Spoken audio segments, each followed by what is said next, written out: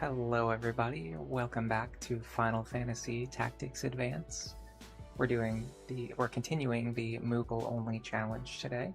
Here's my current team. I got Marche, Montblanc, Sammy, Seneca, Shibo, Horace, and then I think Psylocke we recruited near the end of last stream. Now if you're wondering why Aldina is here, it's just because she's a secret character and I wanted to show off how to recruit her. We're not actually using her for anything.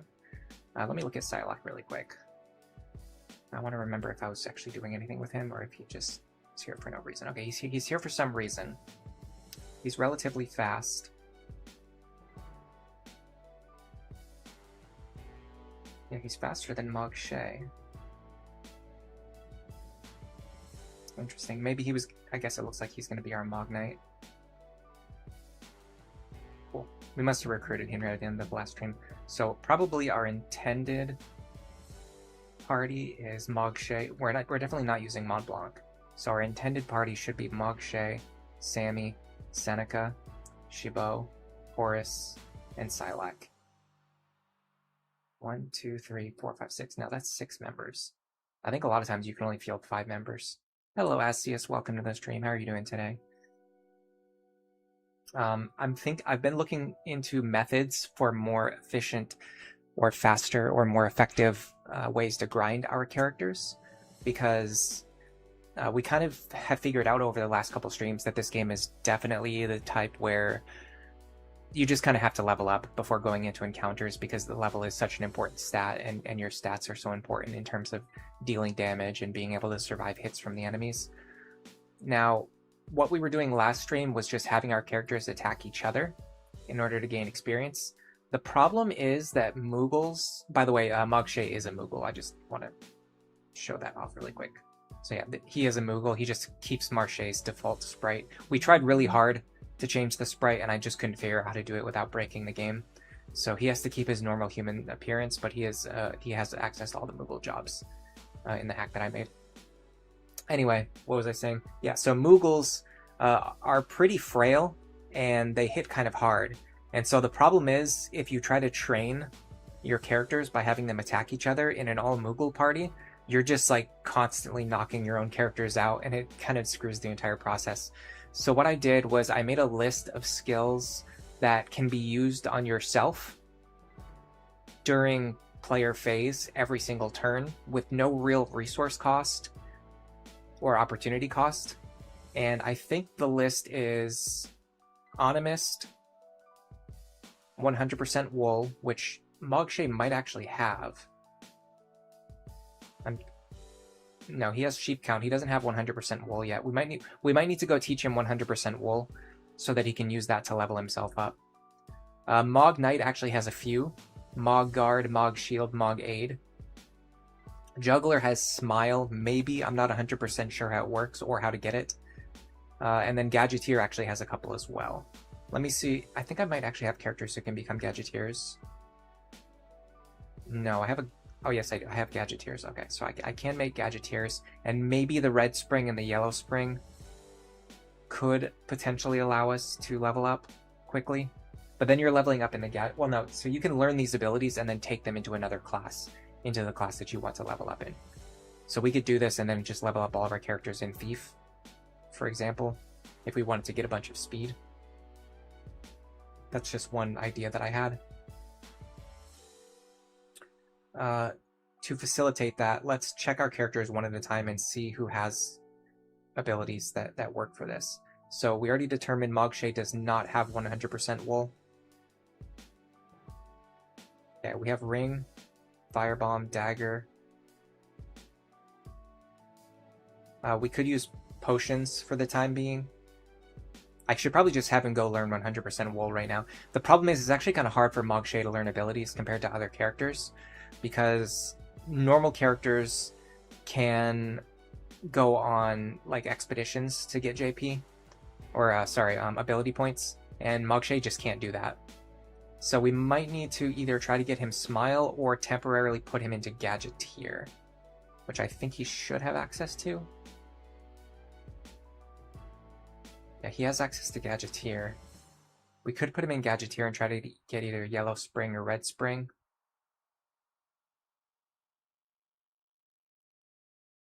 I'm not sure yet.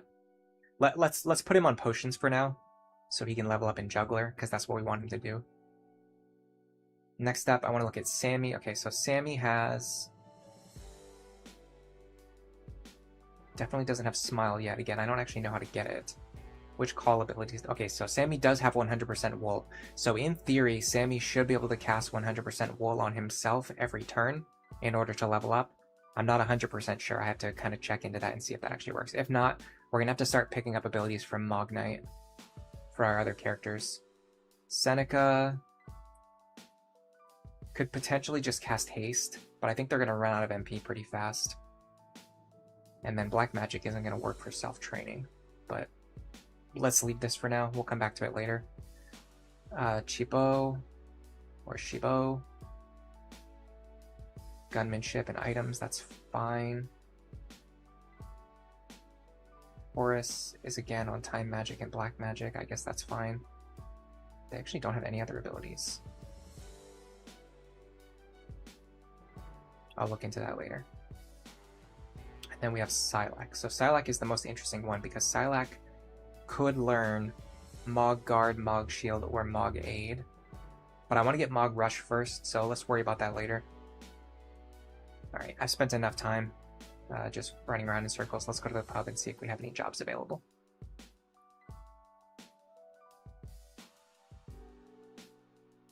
Ulay River.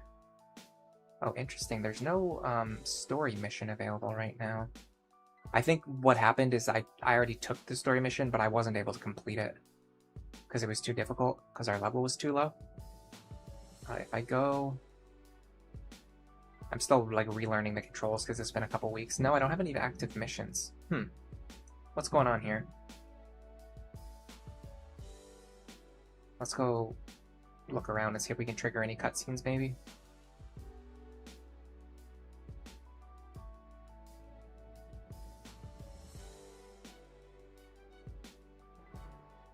It might be one of those situations where we have to go to a specific town as well.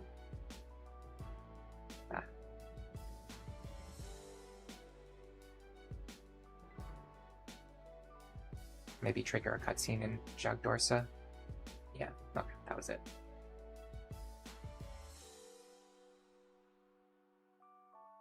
Hey kid, you know what this place is? If you want to live, you'll turn around and go home.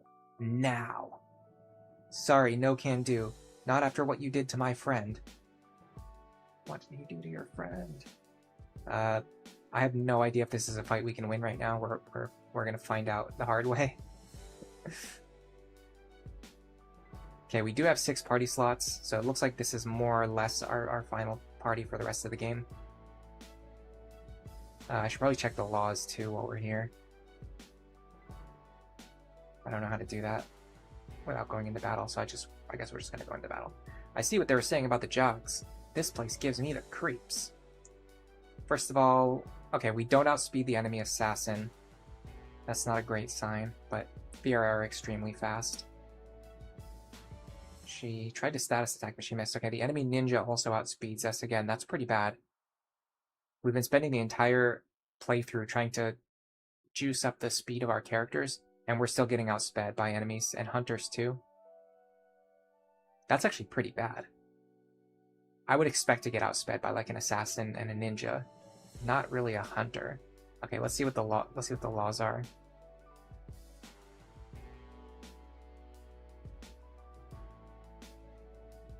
Oh, there are no laws in the jogs. Right. I just remembered. You don't have to obey the laws when you're in Jagdorsa. That's also why your characters can literally die in this map.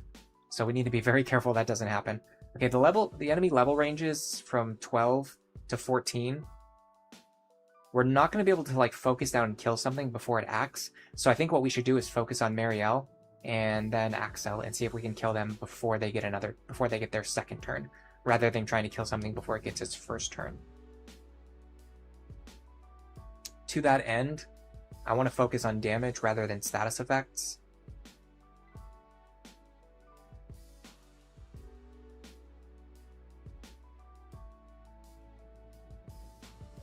Yeah, like I can hit for 47 instead of 40 if it hits, which it does. Seneca. This might be a haste moment.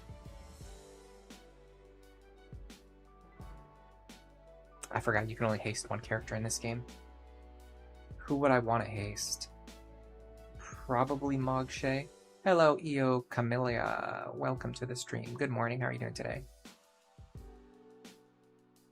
Well, how much can I do with black magic?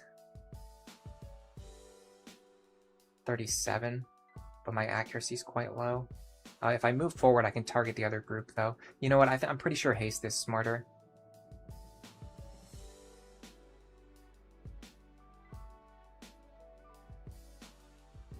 Don't haste the enemy. Yeah, let's just cast haste on Marche, and then we'll wait. So if you wait in one place without using the move command, your next turn actually comes a lot sooner as well. Alright, Psylocke. Can Psylocke one-shot you? Probably the issue is I can't hit reliably, and I also can't one-shot even if I do hit. Mog Lance does the same damage from further away. So Mog Rush could kill here, but it's pretty low chance to hit.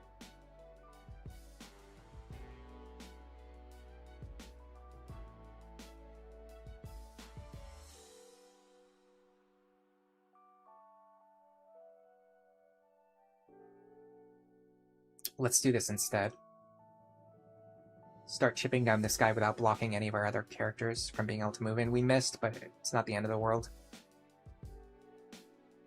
Alright, we can definitely guarantee this kill if we use a combo attack. The only thing is, I'm not sure if we'll actually get JP refunded, because there's no judge on the map. Yeah, so you don't. So normally, one of the advantages of a combo attack is you can use it to kill an enemy, and then when you kill an enemy, the judge immediately gives you JP, which you can then use to launch another combo. So it's like infinitely self-sustaining. The problem here is that there's no judge on this map, which means we don't have to obey the laws, but as a result, we can't get JP. So we're kind of missing out on that.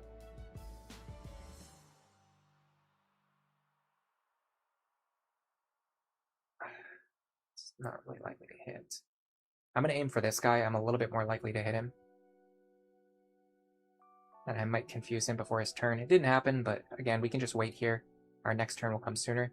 All right, now for Horus, I probably want to cast another haste, honestly. The question is on who. If I haste myself, my next turn's going to come sooner, and then I wonder if I just fire it here. Again, my accuracy. I'm really struggling with accuracy here. That's the big problem. Let me haste Psylocke. Get him closer to the front line sooner. Hello, Sukasa Adventure. Welcome to the stream. You're afraid that you're late. We only started streaming like 10 minutes ago. You're fine. Alright, here comes Kingsley. Or I guess Kingsley's going to run away and cast Night. Maybe he's going to try to put our entire party to sleep. He actually tries to put everyone on the map to sleep. He actually got some of his own allies, which is amusing. That being the case,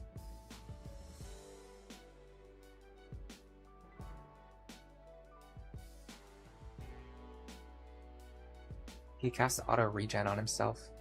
Alright, so the reason why I left this guy asleep is so I can use a very fun combination here. Mog Rush has half accuracy, but you always hit sleeping enemies. So we can hit this guy for double damage with 100% accuracy because his own ally put him to sleep, funny enough. Oh man, it's a little bit badly timed that his turn came right after that. If you hit him and wake him up right after his turn passes, he won't get his next turn for a while, but not much we can do about that, really.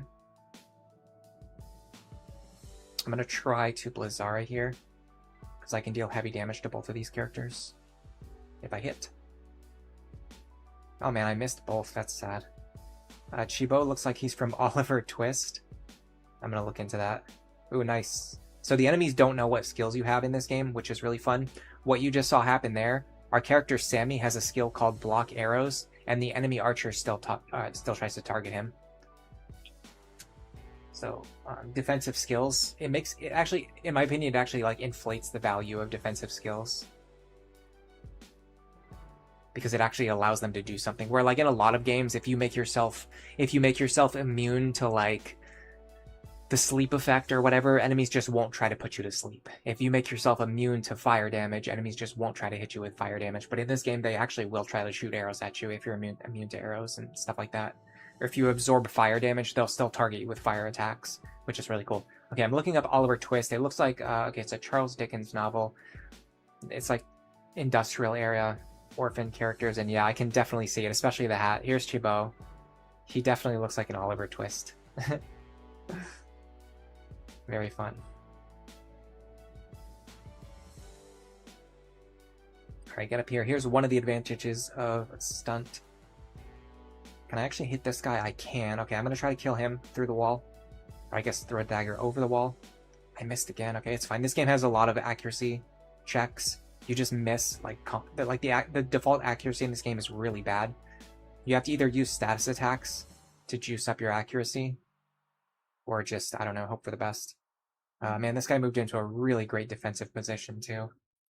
I'm going to have to just keep throwing attacks at him until something lands. You know what I'm going to do? I'm going to focus this guy down instead. I missed again. It's fine.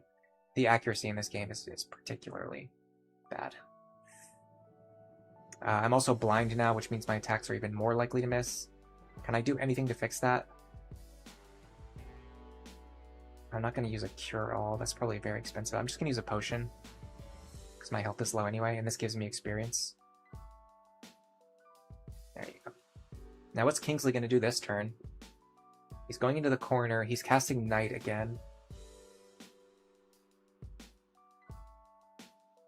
Putting more targets to sleep. Okay, he put his own guy to sleep, which is really good, especially because that's the guy that we need to kill right now. And it was hard to hit him before because his evasion is too high. Because he's asleep, I can actually hit him and kill him now. Do we want Sammy to get the kill shot? Not particularly. I actually want Sammy to go after this guy. Ball will confuse. Dagger will disable. I actually want to disable him if I can. Missed again. Thank you, Sammy. You were such a help to this party. Alright, so I can hit this guy with 100% accuracy. I'm just going to do that now.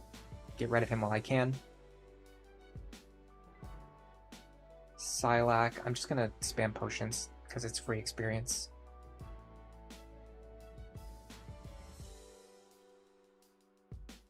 And then I'll wait so my next turn will come sooner. Man, Kingsley gets another turn already? I guess it's because most of the people on the field are asleep. Alright, he just wants to run up and attack me with his sword. It's weird that he's a red mage and he's using illusion magic. Oh, you know what's happening? He's not a red mage, he's an illusionist, but he has the red color palette because he's an enemy. Which is making me think he's a red mage, but he's not. You can't even get human red mages in this game.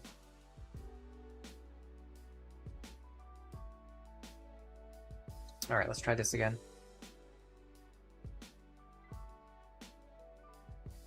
Disabled. Yes. It's interesting that the enemies don't try to wake up my characters by attacking them. Okay, we can get this guy's health pretty low if we hit, which we finally landed a good attack. Alright, Chibo has woken up. He should be able to get this kill shot. Yeah, easily. Well, I had to hit the attack, but other than that, it was pretty easy. Alright, Silac, you're going to come over here and help with killing this guy. Although for now, I think I'm just going to keep using potions. I wonder if the blind status goes away on its own or if you have to cure it. Alright, Horace is awake. You know what I'm going to do? I'm going to just hit this guy while he's asleep, because he's going to wake up soon. Lazara is 45 damage. Thundara is 45. Fyra is 45. Okay. So he's not particularly weak against anything that I have. We did high roll there, 49. Man, another one that just... his wake-up turn came right after we acted. I don't think that matters.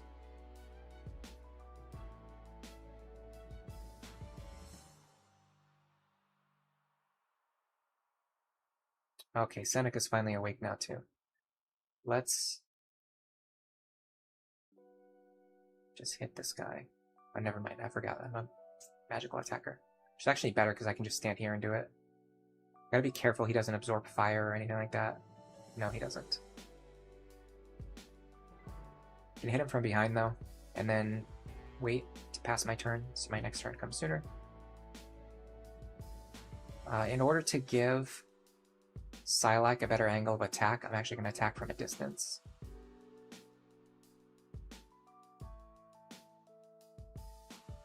Yeah.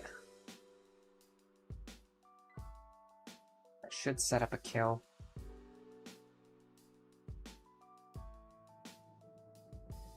Actually, technically, I think Marche should get this kill. We're trying to level him up anyway. Oh, you know what I could do? I could actually do another stunt. So go here, stunt, and then if I miss, Silas can get the kill. It's actually funny that we ended up with a character named Silas, by the way, since we normally play Fire Emblem on this channel. Confuse shot does damage. I would actually prefer to confuse this guy, and I can deal more damage to him too. Nice. And he's actually confused. So he should attack his ally, I think, because there's nothing else for him to do. But I'm not exactly sure how confusion works in this game. It might just take a completely random action. Alright. I'm actually going to haste here.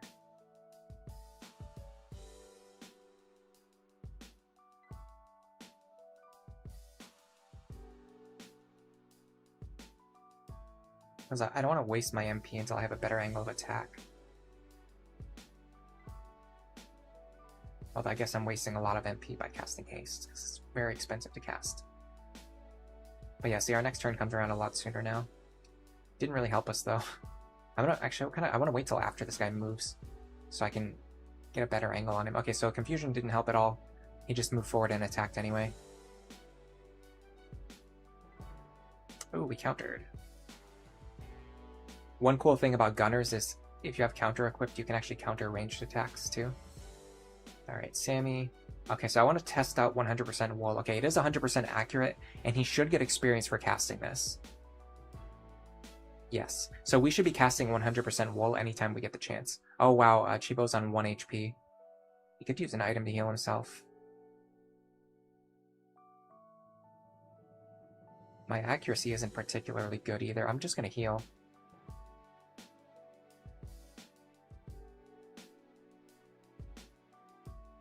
It's pretty crazy that we survived on 1. It's not like we have a focus sash equipped or anything. Alright, let's try this again. Oh, I have no MP. Okay. Well. This should be fun. Bonk this guy for 10 damage.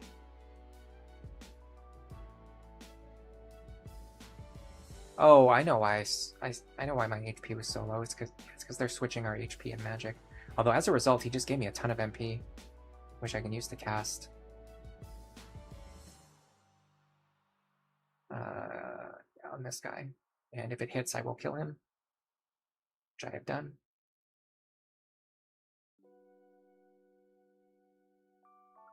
Okay, I'd like to use this opportunity to get a little bit of experience.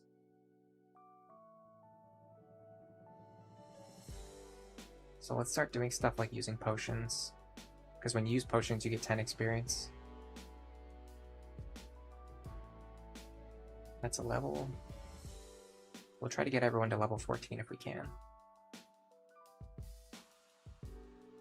Technically, there's not anything useful for Psylocke to do. Oh, it's actually Psylocke, it's not Silas. But he still gets experience for using the potion anyway.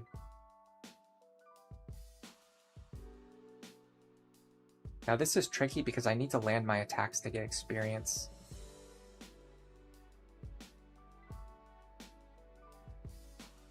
And it also scales based on the level of the enemy, which isn't really that useful. That's why I like abilities that target yourself, because they scale based on your own level. So your level up will never really slow down, because you're constantly scaling based on your own level. I'm gonna wool here. I think gaining experience is more valuable than taking an attack that's not gonna hit. Alright. Chibo should be able to hit from here. Our accuracy is quite low. I'd actually rather just use that potion. We need this guy to turn, but he's not doing it. He's too smart for that. He's intentionally standing in a spot where he's facing all of my units. Now here, haste finally comes into play. I can cast another fire really fast and finish this guy off before he gets to act. Or I can miss. That also happens. Alright, Marche, get over here. Can try to firebomb you. If it hits, we kill. Missed again. Silac. He should be able to Mog Lance if it hits. We actually won't kill. This one's very likely to miss anyway. Oh, that's the one that hits. Okay. I got it.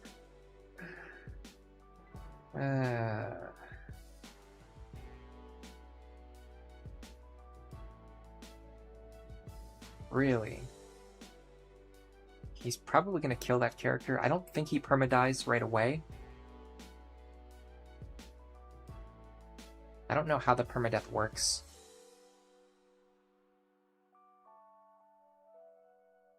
Let me get over to him and try to heal him or revive him.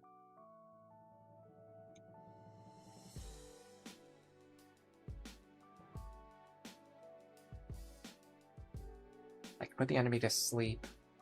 Buy myself some time.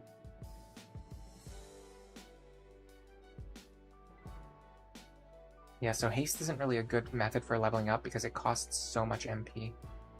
Alright, so I'm gonna try to Phoenix down you. See if this helps.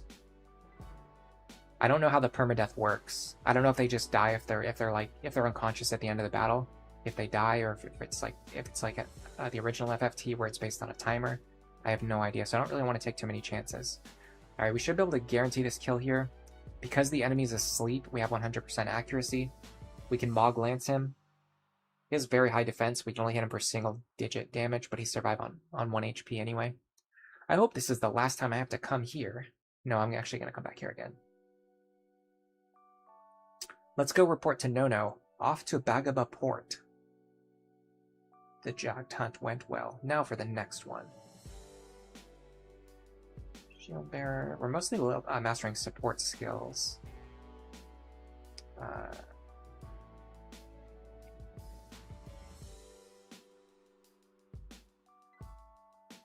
Ooh, Kudak Pass, okay. We'll just put it here. Ooh, some item hunts. Okay.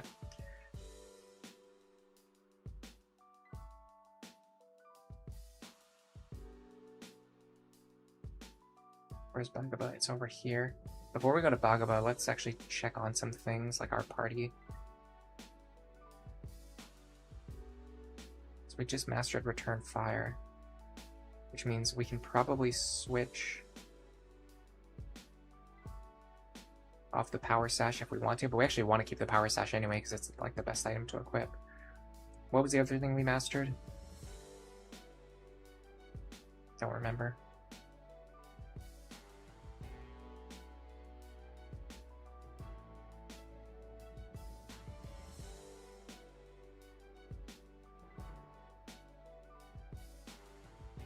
I don't see anybody who has anything mastered. Huh. I thought somebody else mastered something.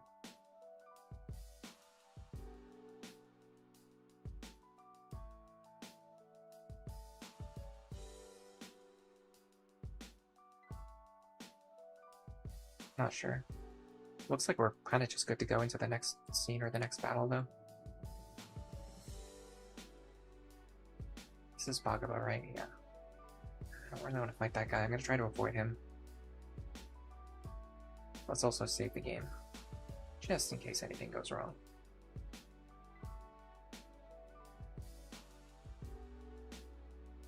Marche, you made it back safely, Kupo. And you caught the bad guys too. Kupo, Kupo, Kupo. I got a reward for turning those guys in. Here, Nono, I want you to use it to repair your airship. Kupo, I can't take away your reward, Kupo. No, it's okay. The clan already got its cut. Go ahead. Take it, Kupo. It's not going to cost a lot to fix her up. Kupo, I know. Actually, in order to fix her, I'd have to borrow money. So I was thinking of making her into a merchant ship. Kupo, a merchant ship? Is your airship even big enough? Oh, I couldn't carry any large cargoes, of course, Kupo. I could supply small merchants, though, Kupo. Kupo, that sounds like a pretty good idea. You really think so, Kupo? Good luck, Nono. A merchant trade ship. They must carry lots of rare items. I'll be handling everything from source to store. I'll let you know if something good comes in, Kupo. Thanks, Nono. I'll be looking forward to it. Nono's airship merchant business has started. Link to add new items at his shop and check often. Now, unfortunately, we can't really link with anyone because, well... yeah, we just can't. But we can do this, I guess. We can buy whatever random stuff is in the shop now. Burglar sword. Feather boots. Gold armor. Mithril sword. And a pure staff. I don't remember if he refreshes his inventory anytime soon or if I have to link up with another player, but I can't do that because we're not using a real GBA. Plus, I don't have anyone to link up with anyway. The feather boots might be useful. And not really, they don't give anything useful. Oh, they give water walking, okay. That's kind of not really what I would expect from feather boots. I would expect them to give like flight or something. Speed, maybe? Water walking is not the first thing that comes to mind.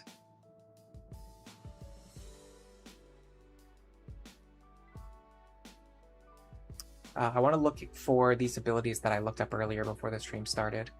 So we're looking for 100% wool. We've already got access to that, and it's actually quite useful. I think what I might need to do is just get 100% wool on all of my characters, and then go level up a bunch. That's like a really interesting idea to consider. Okay, so other than that, Mog Guard, Mog Shield, Mog Aid. So let's look at swords.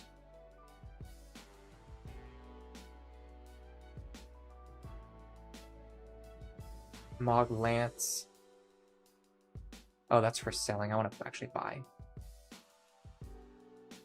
So, Mog. Okay, we got Mog Rush, Mog Lance, Mog Attack, Mog... Okay, so we can get Mog Aid. That's something to consider. We can also get Mog Guard. We can also master Mog Guard sooner.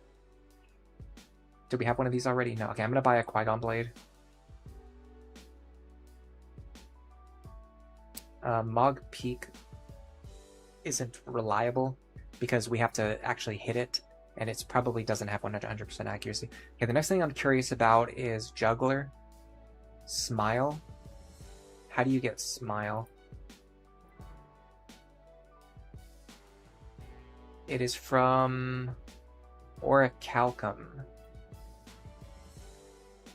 Do we have that in the shop, or do we have one in our inventory? I don't see one in the shop. Okay, before we look in our inventory, let's check the next thing, which is Gadgeteer abilities, Red and Yellow Spring. They come from claws. So let's go find the claws.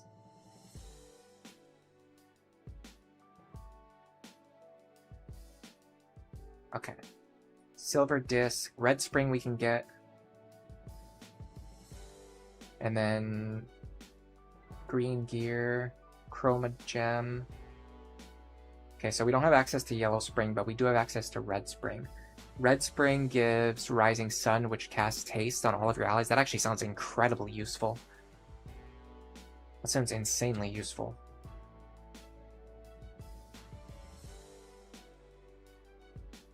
Who would be the best user of that? I guess it would be our fastest character.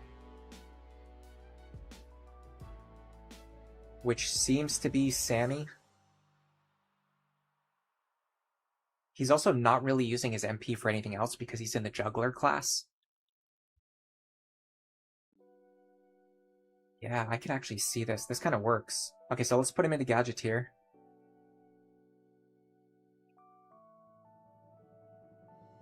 And then we want him to learn Red Spring. Oh, we actually have the yellow spring available too. But honestly, red spring is way more useful.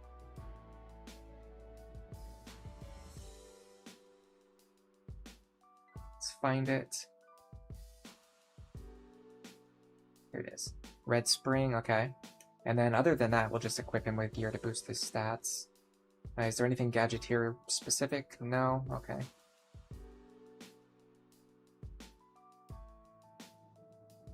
Gadgeteer. Actually, I can just check. Judo uniform and Gaia gear, which I do have the Gaia gear. With this, we can actually master auto regen. Might as well do that while we're here.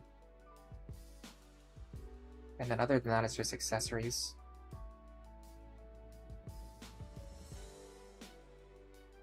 Cool. Alright, so what we actually want to do is go and get him some jobs.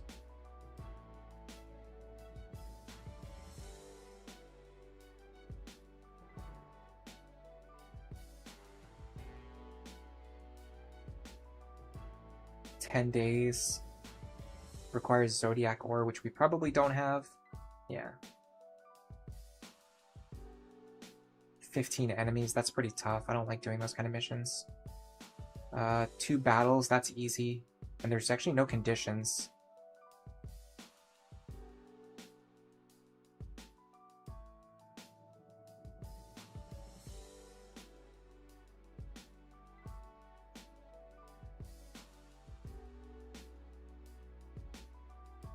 If I remember correctly, it doesn't really matter what items you bring on missions like this, unless they're for recruiting characters, which we're done with recruiting. Alright, so in order to do this, all we have to do is just get into battle and then run away. And this counts as fighting a battle.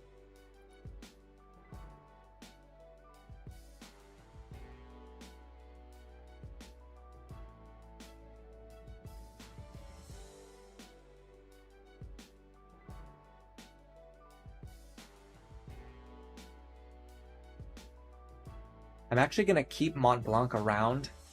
I was considering just killing him and getting rid of him so he's not taking up space on the roster. But if he's in the party, he actually reduces the average level of our clan, which is important because it makes the random encounters not as difficult. Alright, so that's one battle. We just have to fight one more battle now. I'd also like to go meet with the guy who sells law cards. If I get into a battle on the way there, then that's fine, but if I don't, that's also fine. Yeah, I want to go to the card keeper. Trade. Alright, is there anything that I want?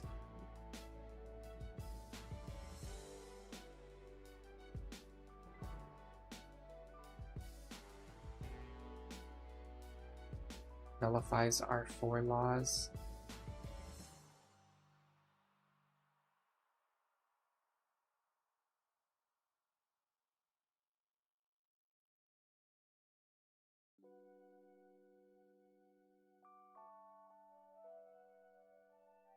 Why would you ever want to make this a law? That doesn't make any sense. I guess if you're using like a full party of morphers or something. Here we go. This is actually kind of interesting. I can actually make use of this card.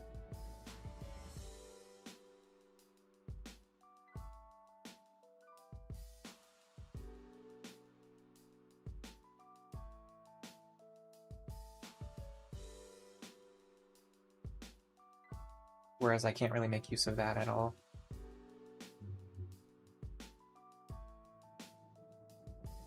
Can I grab another one while I'm here?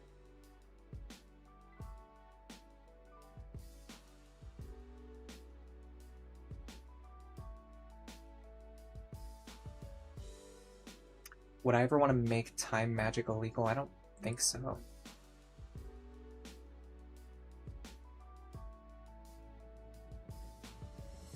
Mostly I'm just trying to get rid of the cards that are already in my inventory because they're my card inventory is already full and I don't want to have to keep emptying it after every battle. Alright. Can one of you guys just come over here and fight me already? Oh, there's a treasure hunt here. Holy water. You can actually get really good items if you know what you're doing. Right now we're just getting junk items because I'm mostly just putting stuff on the map without really putting any thought or research into it. Yeah. Alright. So here we go. So we should be able to complete this mission now.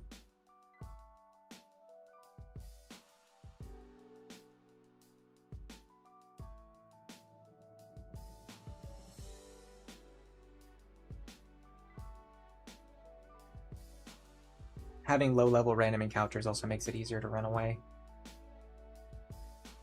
I'm surprised Laura's that fast. Alright, so we're done now. Run away. Super run away. Alright, so even though we lost this battle, we should now complete the mission that we sent Sammy on. Sammy, Kupo! Wild River finished, Kupo! 70 ability points too. And we got some new items. Yeah, God, we're just like constantly throwing cards away. Honestly, I don't really want either of these cards. Alright, let's go check. Well, actually, let's check on Sammy's status first. Okay, it was going to take some time to get Red Spring and auto regen. Let's check the level up stats for Gadgeteer. I'm going to try to multitask.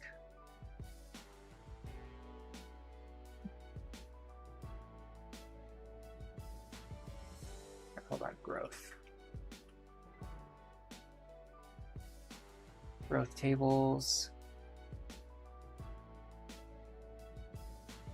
Okay, here we go.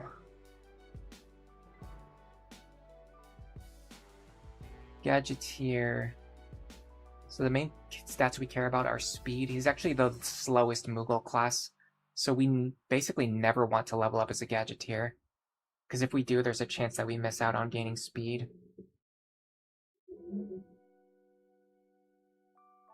Are his other stat gains any good? I mean, he's got really good magic defense. He's got pretty good magic attack. Good weapon defense. Good physical attack. Just okay MP. Really good HP. Honestly, if you're willing to gamble on speed procs, it's not bad, but he's definitely going to fall behind other characters in speed, so we don't want him to level up in Gadgeteer. We just want him to learn these abilities and then get out of Gadgeteer as soon as possible, I think is the play. 3 battles. I have to use the neighbor pin. I don't have it. 1 battle. It requires items that, again, I don't have. 5 days. We can do this one. Wanted, a performer to entertain at the party of Carlos, the second son of the Marquis of Elderong. Oh, this might be a,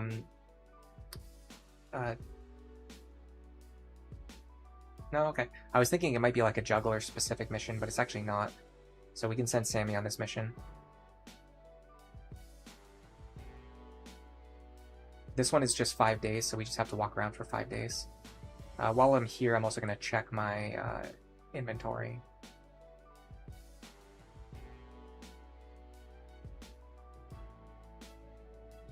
If you throw away... Do we have any chocobo eggs? No, okay.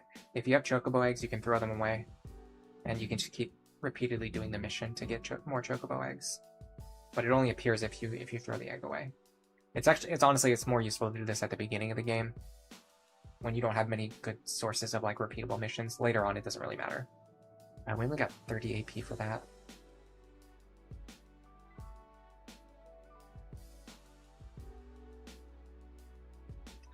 Chaucer the Bishop, no thank you. We do not want any Banga in this party. Alright, next mission. The Performer. 15 days, Rabbit Tail. Don't have it. Mycidia Alloy. Requires Adamantite and Silvril. Now, we do have Adamantite, but I don't think we have Silvril yet.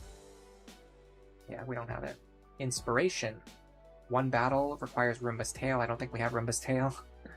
Spring Tree. 2 battles. Okay, we can do this one.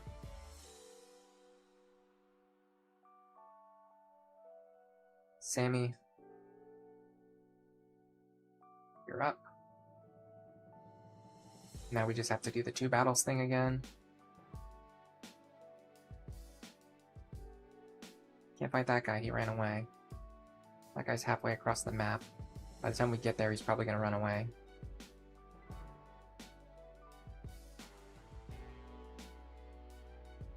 Okay, here we go, there's two guys.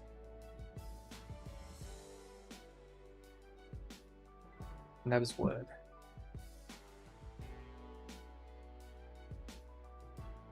I'm actually just gonna do this. Because Silac's the fastest character. We know he can run away, so we don't need to send everyone else into battle. Makes the process a little bit faster. Yeah, so I think there's like two types of grinding in the game. There's the kind we're doing right now, where you go around and you do missions that just require you to basically just kind of walk around the map and do nothing for a while. Get into battles and run away from them and just like pass turns. And then there's the type of grinding where you have to like go into a battle and then just sit there and spam commands over and over again to get experience. Which we're going to start doing that type once we get the abilities we need. I did a pretty poor job of getting good abilities for leveling up early on. I should have done this earlier in the run. I should have just got one character. I should have gotten every character to make sure that they have at least one ability that's good for leveling up. And I just didn't do that at all.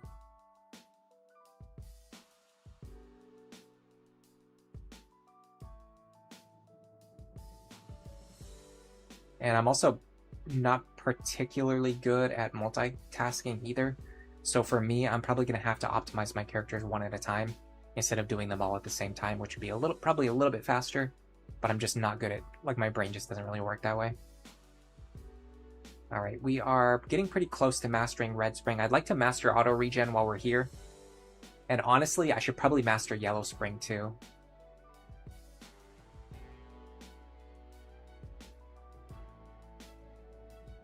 Is there anything else that's actually good that's like worth mastering? In Gadgeteer? Darkness on all allies, darkness on all enemies. Actually heal all allies, that's actually really good. I should get Gold Battery.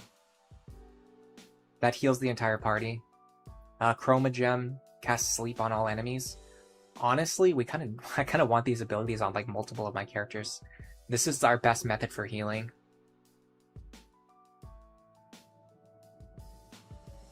I should be looking into training some of my other characters with secondary Gadgeteer abilities. This is quite a very powerful class. 2 battles. I think this will be enough to master the first ability.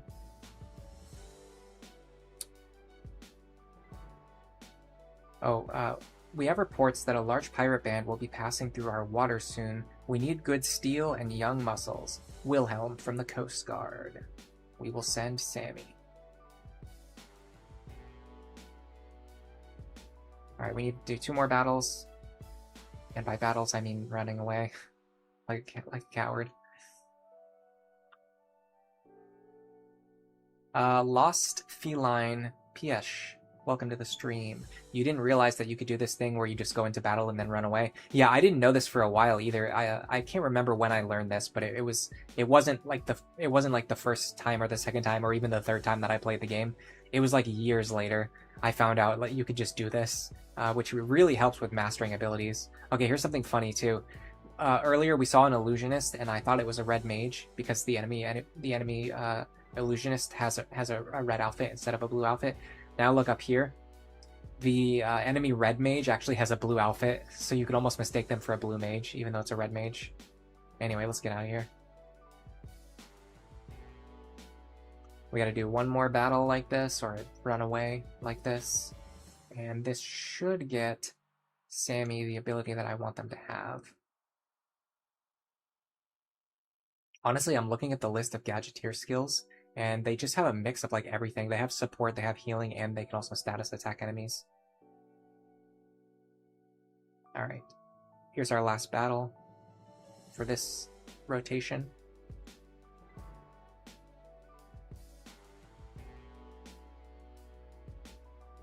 This should be enough for us to run away quickly. It's kind of funny that Silac is so fast. Very useful though. He's going to eventually lag behind our other party members in speed because we're going to be leveling him up in a slower class. But because his base speed is so high, he'll basically be able to catch up. Alright. We mastered Red Spring. That is a huge step forward. And we got a free ruby earring too. That's from our clan level. Ooh, a black mage. He's very slow though. No thank you. The unit left crying. I'm sorry, Rafe. Alright, so let's look at Sammy again. Okay, so right now we have access to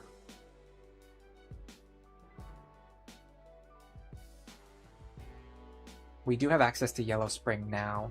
We could start working on that next. It requires... It's only 200 JP, or AP. This game uses AP. Let me go to the shop first, though. I want to see which other claws they have available. So right now we're looking for...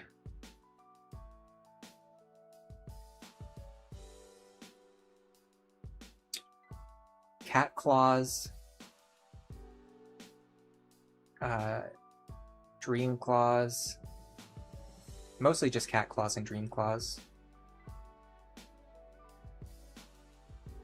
And we can get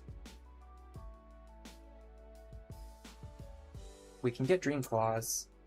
We can't get cat claws, so we're gonna have to get cat claws some other way.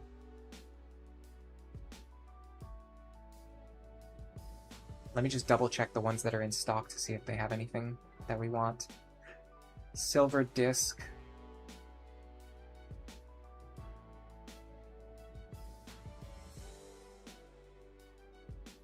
Darkness on all. No, that's not that useful. Red Spring we've got already. Green gear.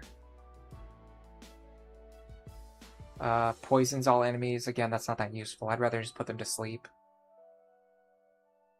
Chroma gem, sleep on all. We've got that. That's what we're going to be mastering next. And then, okay, so that's all. I'm kind of curious to know how you get the cat claws. So realistically, I'm pretty sure the next priority would be the dream claws. So we can start mastering Chroma gem.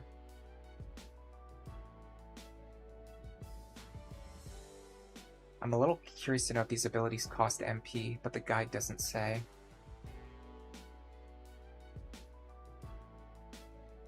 Sauce recipe. 7-day reserve mission. Reserve mission. I have to cook at the palace tonight. Do you know any good sauces that go with a meat dish? From Kalenda, the chef. Sammy has good odds of success. This one is 7 days, so we don't have to get into any fights. We can just walk around. 1, 2, 3, 4, 5, 6, 7. Sauce recipe handled with ease. Mastered auto regen.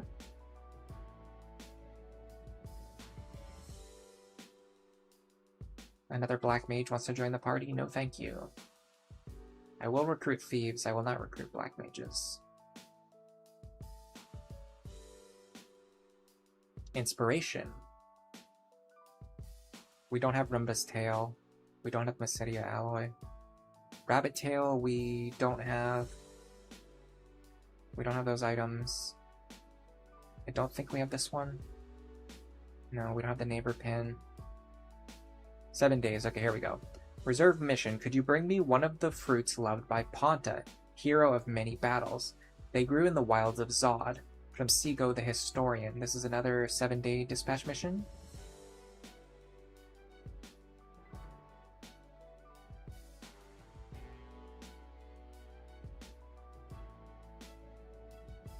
I don't know what makes these reserve missions special. If somebody knows that, you can tell me.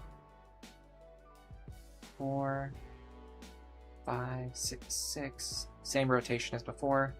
And 7. Hero of Yore, finished. Kupo. Oh wow, we spent 3,000 gil, and we got back 21,000. That's a really good profit. And we got a diamond helm, which I'm pretty sure none of our characters can ever equip. You always felt so bad as a kid rejecting units because of the sad little messages that they leave. Letting extra monsters go in Final Fantasy Tactics has even sadder ones. Yeah, it's weird that the characters end up like crying, and sometimes they like insult you before when you kick them out of the party too. It's really funny. By the way, are there any geography experts here? Do you know if this is an inlet or if it's called something else?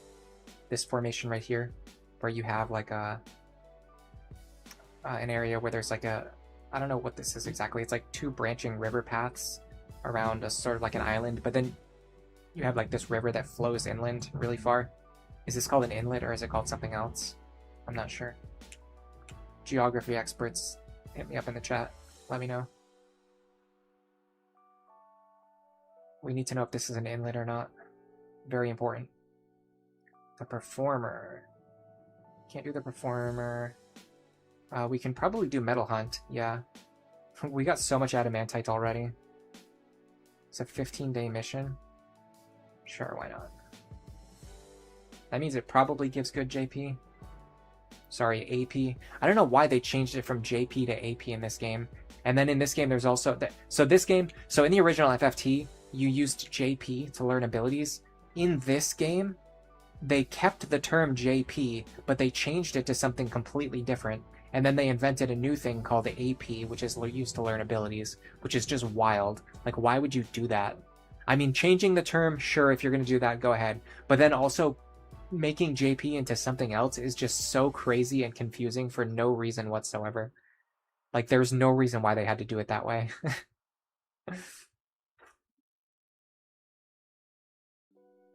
White monk, goodbye. He left crying again. Alright, let's see how close we are to mastering our next ability.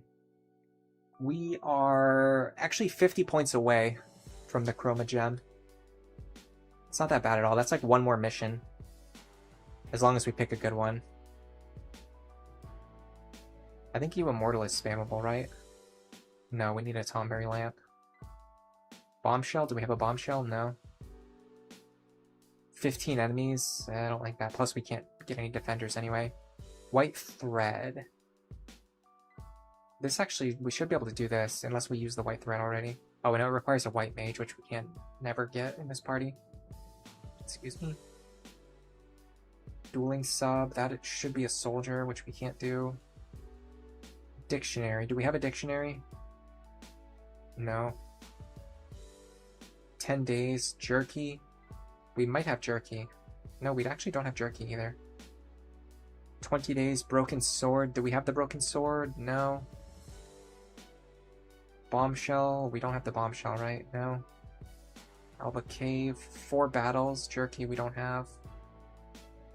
Zodiac Ore we don't have. Okay, so we're running out of jobs that we can do repeatably.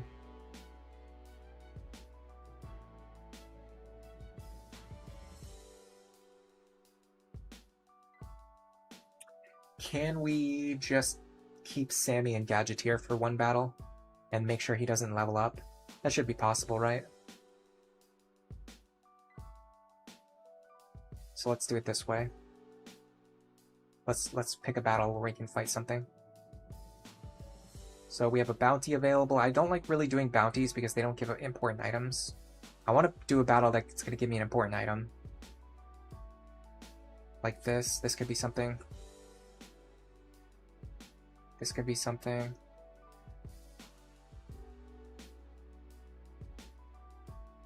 I'll do Cursed Bride. Save my son. He's been odd ever since he married that girl. And the other day I saw her turn into a snake and bite him. No, that's a toxic relationship.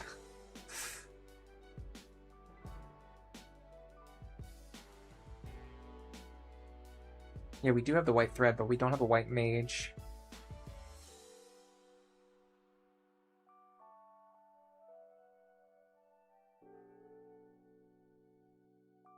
I'd like to find something that boosts my physical attack.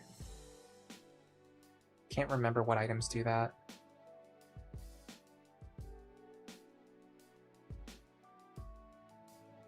We actually have 2 white threads.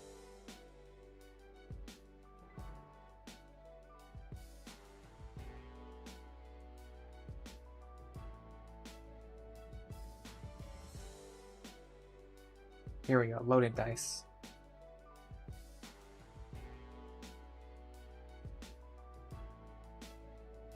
I don't know where this mission takes place.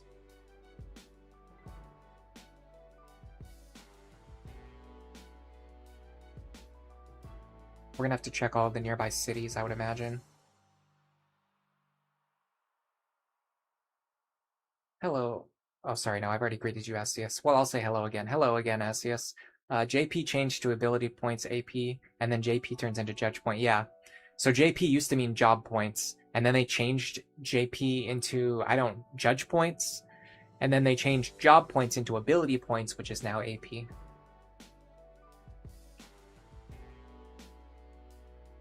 Okay, she's not in Jagdorsa. She might be in Skrom. No. So it said Merchant Guild, so I'm guessing Bagaba Port, probably. Maybe Cyril. Yeah, not Cyril. She's not in Bagaba Port either. Okay, interesting. So there's a snake lady hiding out somewhere on the map. We have no idea where. We have to go find her. She's not in Eisenfield. She might be in one of the caves or rivers. Not in Nargai.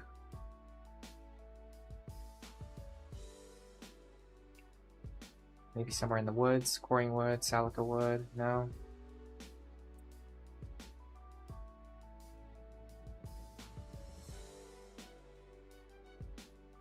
She's not in Kudak Pass. She's not in Skrom. We know she's not in Jagdorsa. Maybe Volcano? We got a treasure hunt. Magic Ring. She must be in Elude Sands then, right? Yeah, she is. Okay. Let's save the game. We should also check the laws before we go anywhere. Target area. That means we won't be able to use any of our black magic. That should be fine. I'll just have to remember. Maybe the sun is just into that. Yeah, I was gonna say that too, but I figured I'd let one of the chatters get that joke.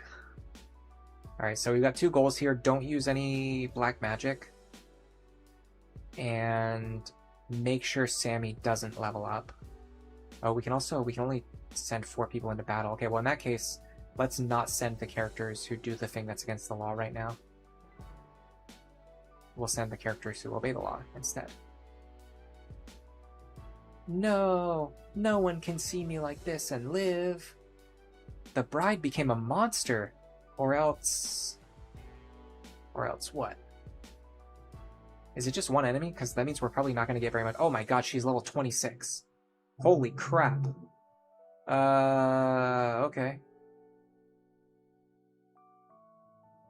Oh, okay, Red Spring's not that good because it can cast haste on enemies. And Chroma Gem can also put your own allies to sleep. Yeah, never mind. This Gadgeteer thing was a bad idea. This whole Gadgeteer plan was bad. It's basically just a huge gam. I thought it cast it like on all enemies, not on all characters on the field.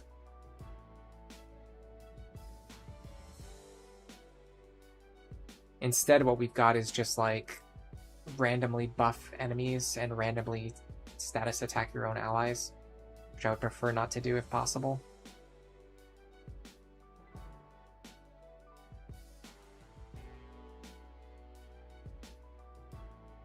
I wonder how much experience I get for hitting her. 34 experience per hit. She's probably going to one-shot me.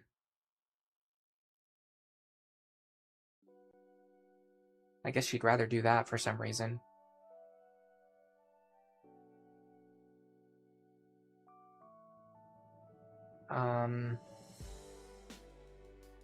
Dagger goes really hard here. Because if I disable her, she can't do anything. Which I actually did disable her, so now she can't do anything. I gotta be careful when firing my gun. I'm pretty sure it has line of sight, which means I can hit my own allies.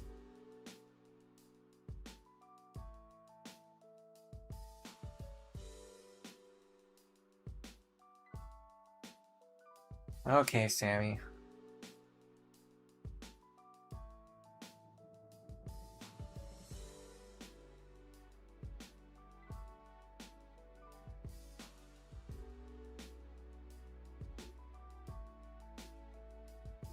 I have a Cure All, which should work here to fix Sammy. Yeah. No, it actually didn't do anything. Not only did it not cure all, it didn't cure anything. A waste of an action. I guess that's always fun. I guess I just attack her and hope that my attacks hit. This is actually kind of annoying, because if Sammy attacks too much, he's going to level up in Gadgeteer, which I don't want him to do. How close is he to leveling up? Pretty close, actually.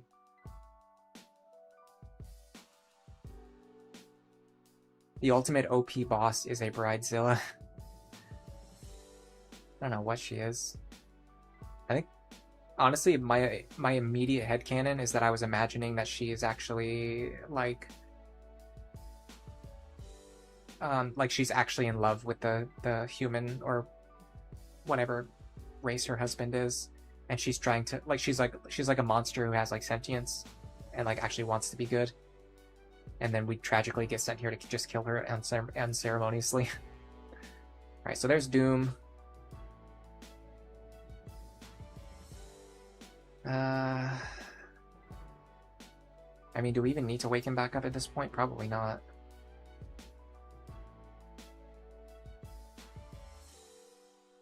Can we Mog Rush here? The accuracy is pretty terrible. There's another attack that has boosted accuracy and lowered damage, which can be quite useful in a lot of situations. Yeah, I'm gonna have to disable her again quickly. Okay, she's using Twister, which is pretty useless. And she missed anyway. Okay, I can Confuse Shot her.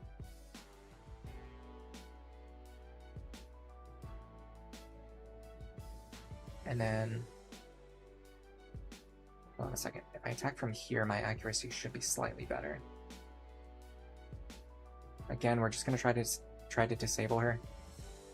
Honestly, we're gaining good experience for this battle, but we're probably not going to get the JP that I was looking for. Or sorry, the AP that I was looking for. God, why does this game have to change everything? Again, Moglance should have pretty good accuracy from here. Tricky thing is I don't know what she's going to do this turn. We're seriously gaining like a level every 3 attacks, which is nuts.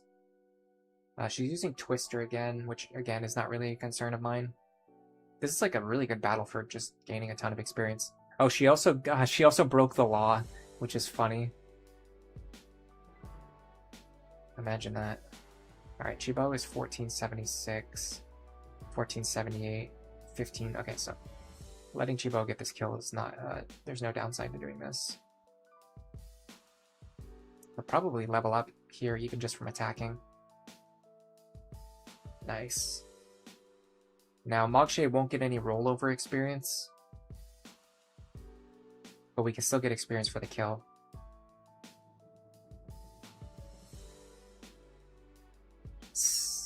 I hate you. Alright, no resolution. We don't really know what the full story was, but I'll go with my headcanon. Oh man, that sucks. Okay, no, we just barely mastered Confuse Shot. What about, I'm pretty sure we didn't master Yellow Spring though. I think we're like 10 points short. Yeah. That's like the worst possible amount of JP that we could have gotten for that mission. It means we have to just like do something just to get like a minor 10 JP somehow. Maybe if I can get the Chocobo mission again. That one gives like a really low amount of JP.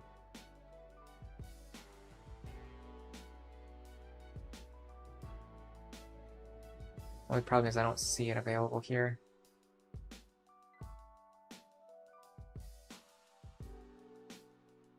More metal hunts. But those would be more useful for missions that give like a better those would be better.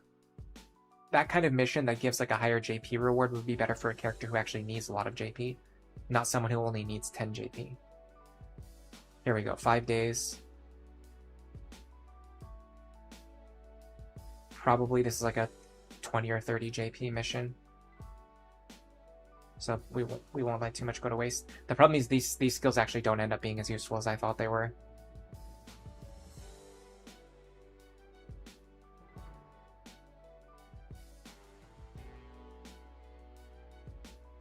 Okay, we mastered Chroma Gem.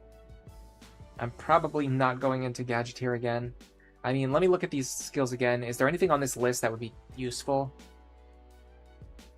Not really. No, I think the only useful thing here is auto regen. The other stuff kind of sucks because I thought it cast haste status on all allies. No, it's very specific with the wording. It casts haste status on all. And it's also got a randomness element too, which means if we get unlucky, it could cast haste on all of the enemies and then not cast haste on any of our allies, which would be really stupid. So I think Gadgeteer actually sucks. I was not underrating it. It's actually very bad.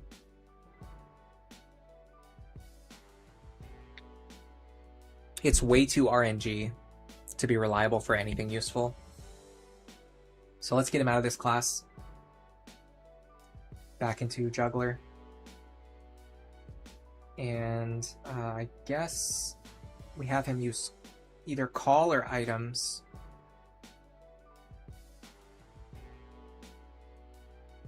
Let's go with call. I want him on call as well. I am going to want one character with items equipped. Let's also make sure we're learning abilities. So we need to equip something to learn ball and to learn catch.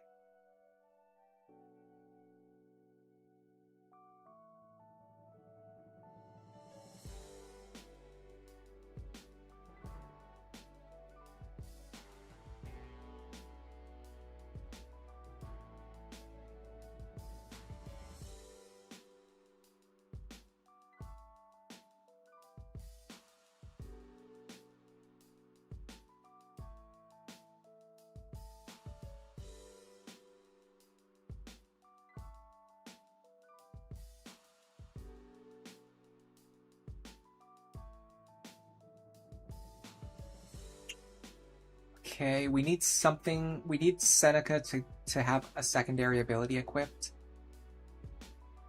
Something that will let them take action every turn. Okay, because they can't use anything from call, I'll have them be our item user. Is there anything else they can learn right now? They're just working on quarter, which is, I guess, is fine. Chabot needs to equip a new gun.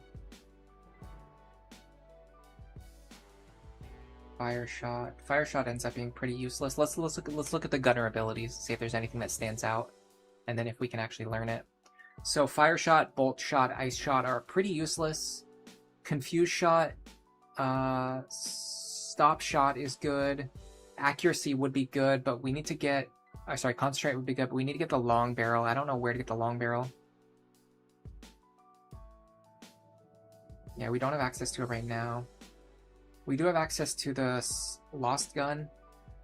I mean, might as well equip it.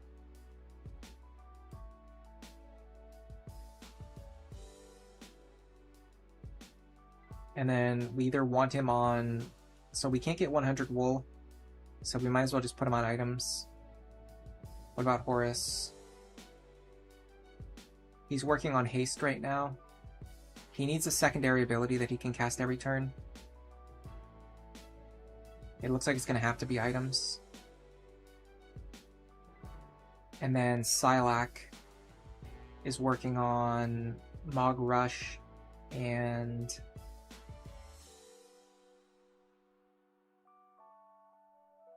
Again, he can't do 100% wool, so he's going to have to be on items. Okay. So we're going to be spamming a lot of potions, so let's buy a lot of potions before we go into this next battle.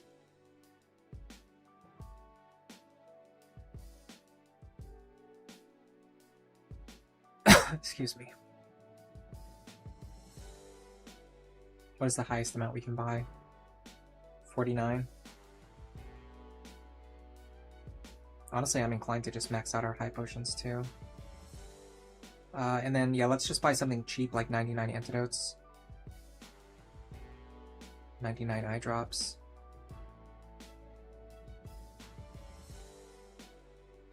The reason we're buying these, weirdly enough, is to convert gold into experience. So we can just use these items every turn and then just level up that way. Alright, so let's go find some wandering enemies. Alright. I got a couple things I need to do before I go into battle. I need to make sure that we're going to be able to actually use our abilities. Forbidden, Holy, and Steel. That's actually bad. If Holy is... So we learned this we learned this the hard way. If Holy is forbidden, the game doesn't let you use items, which is particularly annoying. Steal and Hunt is fine. We can work with that. So I'm going to save. And I'm going to head into here. Now, for the next while, we're basically going to be level grinding. I want to experiment. So we haven't really done this so far in this playthrough, so it's actually going to be kind of fun, kind of interesting, because we're doing something we haven't really done before. All of our characters are in the classes that I want them to be in for level gains. Maybe Shibo could be in a better class than Gunner, but I'm not that worried about it. So our goal here is to kill every enemy except for one, probably the White Mage. And then once the White Mage is the only one left, we're going to start level. We're going to trap him in a corner, and then we're going to start level grinding. I don't know what my target level is going to be. I don't have any particular goal in mind, but we should be able to beat this team pretty easily. Because we have Mont Blanc on our team, the enemy, the wandering enemy level is relatively low compared to our own level. I mean, it's like 1 or 2 levels lower, but still. Now, I think Mog Lance goes through allies, so we should be able to hit her here. Yeah. This also allows us to kind of start stockpiling JP for later use. So that crystal might block my shot. It didn't seem like it did.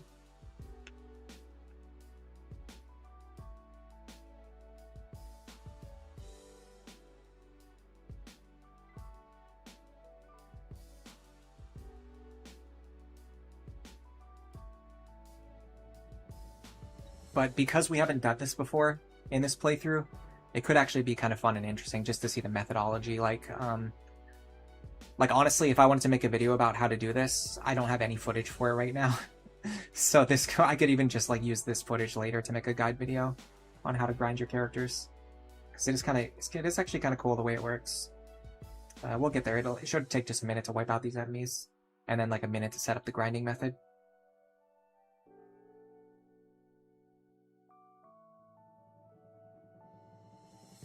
Alright.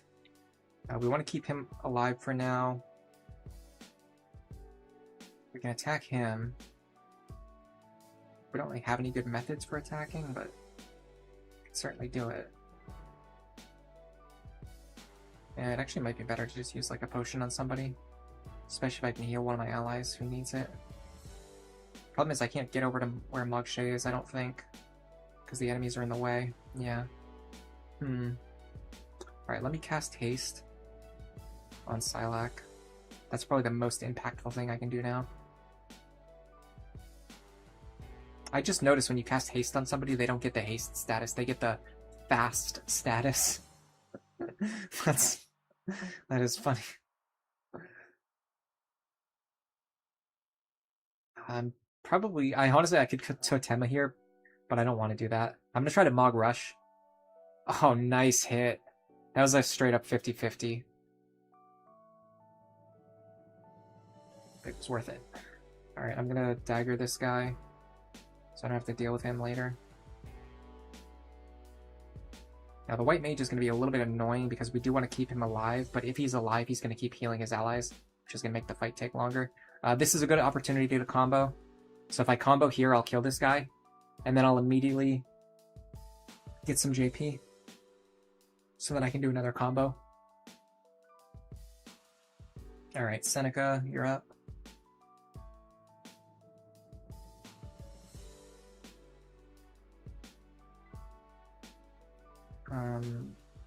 Oh, I can actually quarter, but I don't have a good target. So let me just haste instead. Oh wait, is he a good target? No, not really. Alright, we'll just haste on Sammy.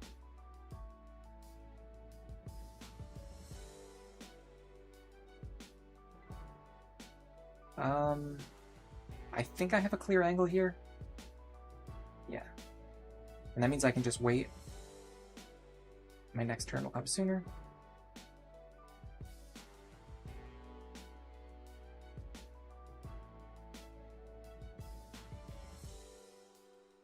Alright, Horus just needs to pass his turn, I guess. Alright, Silac, you're up. Probably not going to go for another Mog Rush. We got pretty lucky on that last one. This guy has counter. It's not a huge deal. If you crit them, they actually won't counter you because they get pushed away, as you just saw there. That's always fun. Okay, yeah, so the White Mage is going to start curing his allies, but we're killing them so fast we're outpacing his healing anyway, so it's not that big of a deal.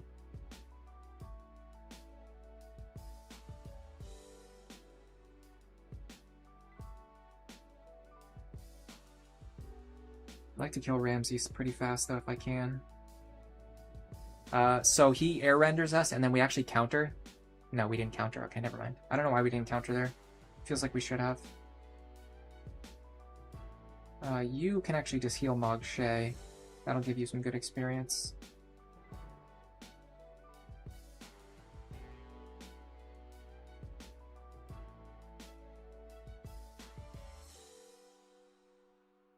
I'd like to counter him. I missed.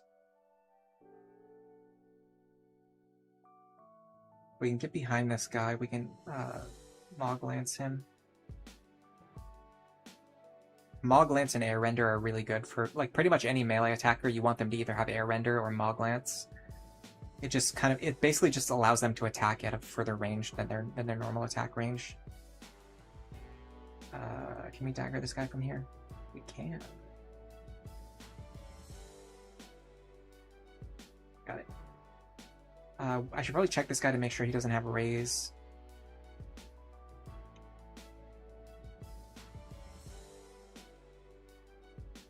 He does not. Man, if we could steal ability against this guy, we could get a lot of. Well, I mean, it wouldn't work in this playthrough because we can't run White Mages anyway.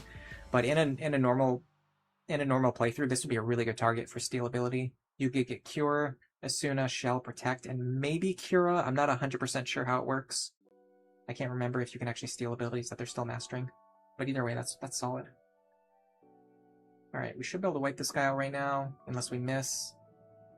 We did not miss. Alright, so the White Mage should now run into the corner. Let's start chasing him. While I do that, I'm going to start taking actions. So, okay, so here's the basic idea. Once you have one enemy left, you essentially just start... I messed up on Marche. He doesn't have an ability to... How did I mess that up? I went through and I made sure everyone had abilities that they could use. And I just completely blanked on Marche. Well, what you're supposed to do is what I just did, but you need to have an ability that you can spam cast. What I did instead was I went in and one of my characters doesn't have an ability that they can spam cast. Which means I can't train because if I train right now, Marche is going to fall behind the rest of my team. You know what I should do?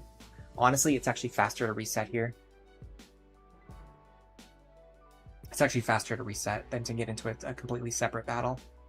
Because we have all the conditions set up right now. All we need to do is just change Marche's loadout.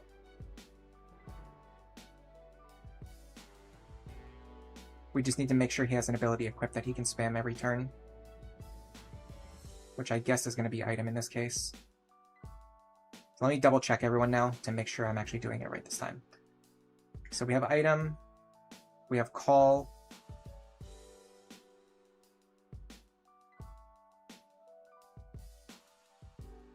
with 100 wool, that's the important part.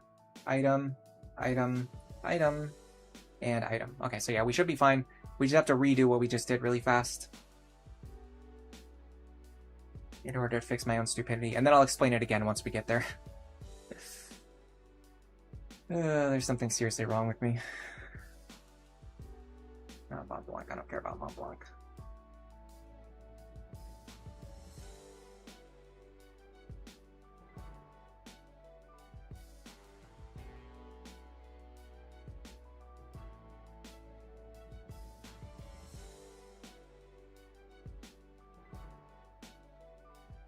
The dash boots are so useful.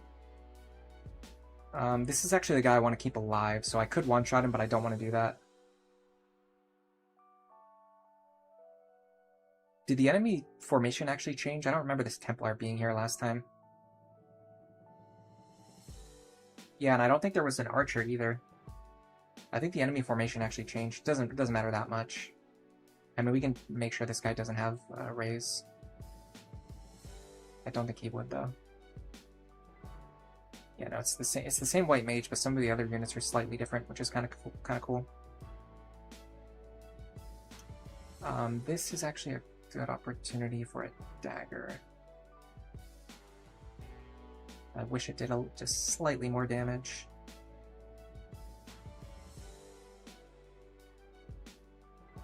Now I'd like for Sammy to dagger this guy. I want to disable him if I can before he starts being annoying. Got him too. Nice. Okay, now if I can line up the shot, Chibo can get this guy. I'm a little worried I might shoot my own ally. Yeah. I hate that it works that way. You really have to be careful when you're lining up these shots. Alright, let me haste you. Or not. Let me haste you, I guess.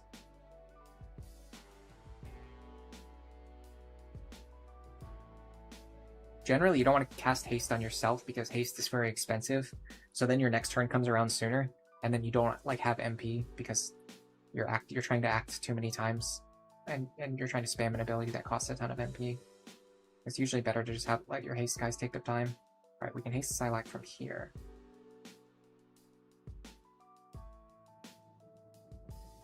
That's my opinion. I don't know if that's considered to be the meta. All right, so now this guy's getting healed back up. That should be fine though. It actually just kind of wastes the white mage's turn. So we'll probably kill the guy anyway. Oh, that's bad. Farfist isn't quite as good as Air Render, but there's very specific situations where it kind of pops off, and that's what just happened there. This guy has a really good multi-attack as well. Our team is getting shredded. You have to remember, Moogles are very, very frail. Even though these enemies are low level, they've still got pretty good attack power against us. What's my damage against you? Okay, we can still kill this guy if we hit him. We have to move. The accuracy is not guaranteed, but we got it, so it's fine.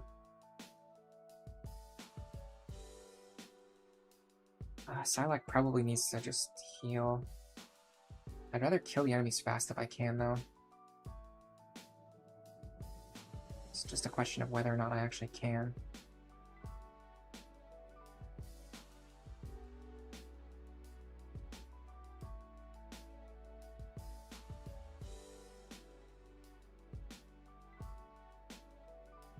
I can combo kill here. So you kill this guy, and then you get JP. So you can just do another combo right away.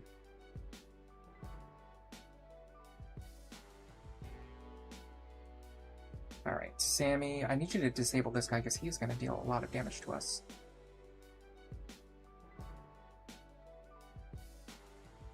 Don't stand right next to him because I don't want to get hit with counter. We can do it from here. There you go. 85% chance to hit, and then I don't know what the disabled chance is. It's not 100%, but I don't know exactly what it is. Seems like it lands pretty often. Alright, you are going to heal someone who needs it, and that person is, for sure, Silac. Alright, now we basically only need to worry about the archer, which is a much better position to be in. Chibo, I'm just going to have Chibo start using items, because they're not going to be able to get over to the other side of the battlefield fast enough. Maybe if I can have them take the high ground, they might be able to land some shots. This is Silac. Silac can hit from here. Nope. Not quite enough to kill.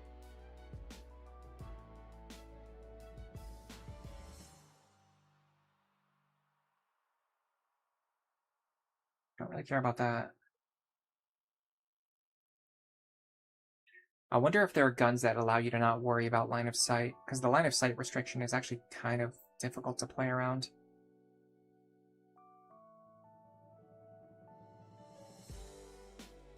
So whenever we potion our own characters, we get more experience than we do for attacking enemies.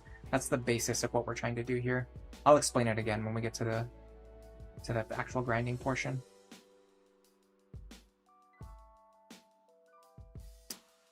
We might be able to land a shot here. This seems like I have line of sight, but maybe not. Nope, of course not. Oh, cool. And then we trigger Marche's counter. Oh my god. Yeah, I need to learn this line of sight a little better and like how everything works. But I think more importantly is I just need to be smarter about how I line up my shots and things like that. Now, unfortunately, they cast Protect on this guy, so it's going to take a while to chip this girl. So it's going to take a while to chip her down. In the meantime,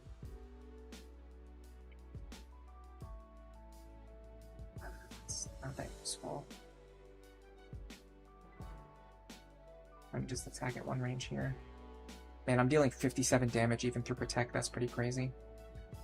Alright, so we should maybe finish her off with this dagger. Yes. As long as I know super low roll or miss. Okay, cool. Now we just have to take out this this guy who's already disabled. And then we should be fine to start grinding. I feel like we got through the battle even faster this time too. Okay. If this hits, we're good.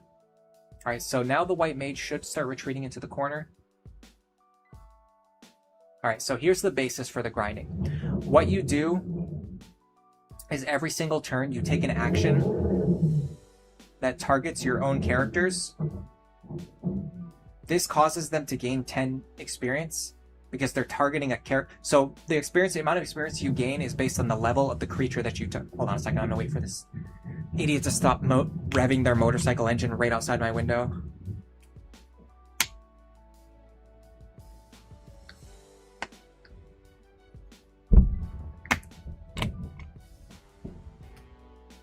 Seriously, everyone in the world thinks you're really cool for owning a motorcycle. Can you guys believe this? Like, I just don't know why these people exist. He intentionally moved into the center of our group, okay. We can't really trap him though because this body's in the way, but if this body gets moved, we can actually trap him. Okay, so here's what I'm trying to explain before I got distracted by the motorcycle clown out there. Okay, so the amount of experience you gain is based on the level of the character that you target. It starts at 10, and then if you target lower level enemies, it goes down. If you target higher level enemies, it goes up. The trick is that if you always target yourself, you always gain 10 experience. Which means you can just infinitely gain levels and gain experience by just repeatedly targeting yourself over and over again, which is what we're going to start doing here. So we're going to keep this one enemy live, and then we're just going to cast potion and like 100% wool and stuff like that on ourselves for like 10 turns. If you do it for 10 turns, you gain a level. If you do it for 20 turns, you gain 2 levels. If you do it for 100 turns, you gain 10 levels, etc., etc. We're just going to keep doing this for a while. And we can also use these cheap items that we bought, like these echo screens, and they still work. Even though my character isn't silenced, I still get 10 experience for using an echo screen on myself. And then Sammy can just cast 100% wool every turn, which means we don't even have to spend gold or any resources. There's a level. I'm probably going to try to get to like level 17 or 18 maybe. That'll be enough to tide us over for a while, so that we won't have to grind again until after we beat a few more story battles.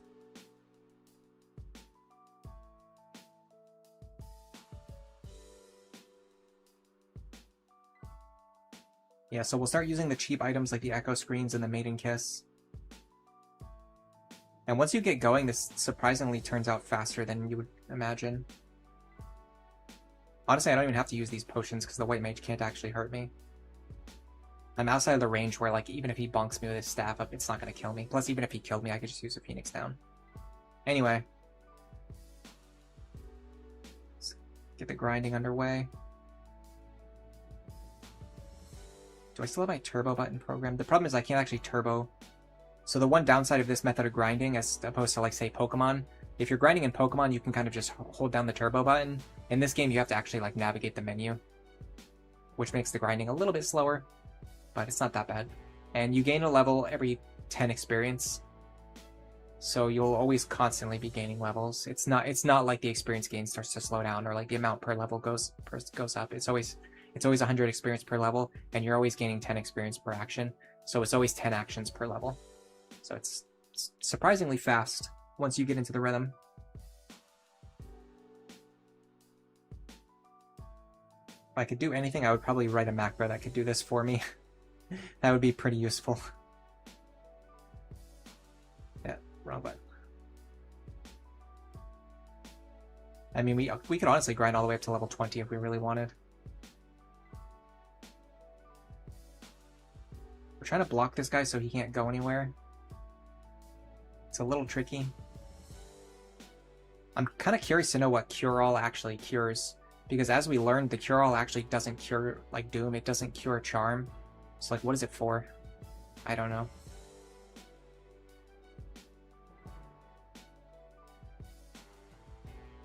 And the random encounters in the world scale based on your level, but the story encounters are actually fixed.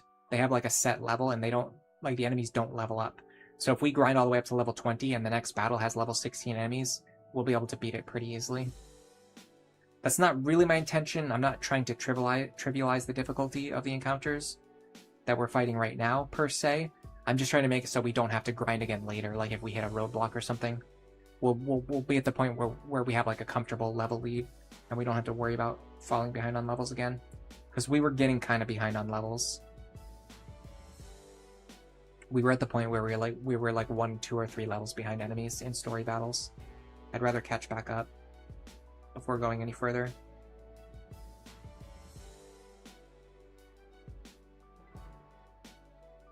I keep pressing the wrong button on Chibo specifically. Can you just go into the corner already? He really likes standing next to his fallen comrades. I don't know if there's a reason why he's doing that. Maybe it's just so that he always has an escape route, so that if he needs to move, he can jump up, he can move over those squares, and I can't block them. But I don't know if he knows that. I wonder if he's just moving next to his allies just because that's what he like that's what the enemies prefer to do. I really don't know. I seriously thought he would run into the corner. In my experience, they usually run into the corner. He does not want to do that today.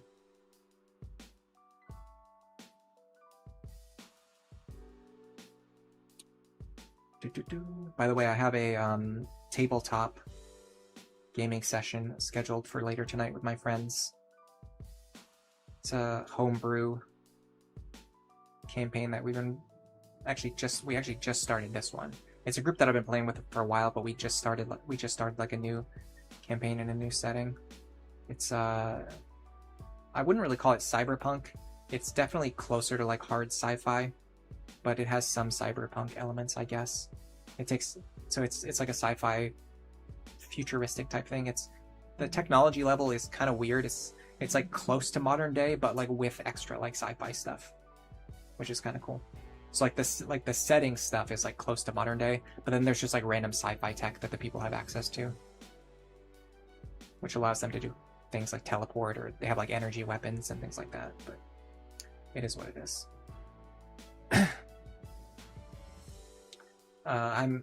I'm the type who like always has to be the DM, so I'm used to like always coming up with new stories, new ideas, new game mechanics and things. Like if I want to make like custom game mechanics and add them to the game, I usually do stuff like that too. I have actually kind of, as a result, I kind of have a lot of experience with like game design. If you count homebrew stuff as game design, which I do. And then on top of that, I also have a little bit of experience working on like actual video games and stuff. I would say my expertise level with coding is pretty low. It's like just barely good enough. And then my expertise level with like UI design and like graphics is like extremely low. Typically, I just do like the bare minimum, or I have to outsource it to other people because my artistic ability is so low. If I try to do my own graphics for the game, they usually end up looking pretty terrible. And then I would say like my story and world design is quite good. I think I'm very good at coming up with like stories and like world building and things like that. Okay, he's trying to escape now, but if I move, he won't be able to get away. So if I move here...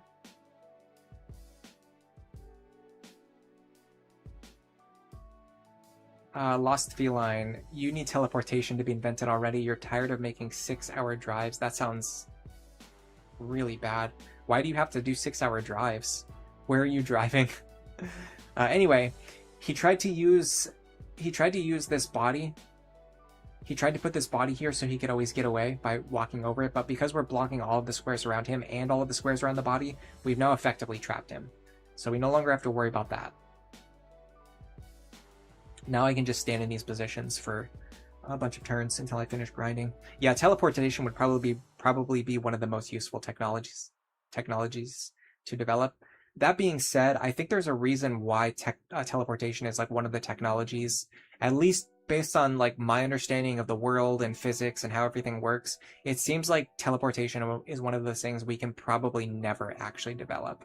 I think it's a cool like sci-fi fantasy idea, but I don't think it would ever work in the real world. It just doesn't make any sense with like our understanding of the world and like matter and just like space and distance and reality. I just can't visualize any way that we could actually develop this kind of technology. But maybe someone will figure it out and I'll be proven wrong.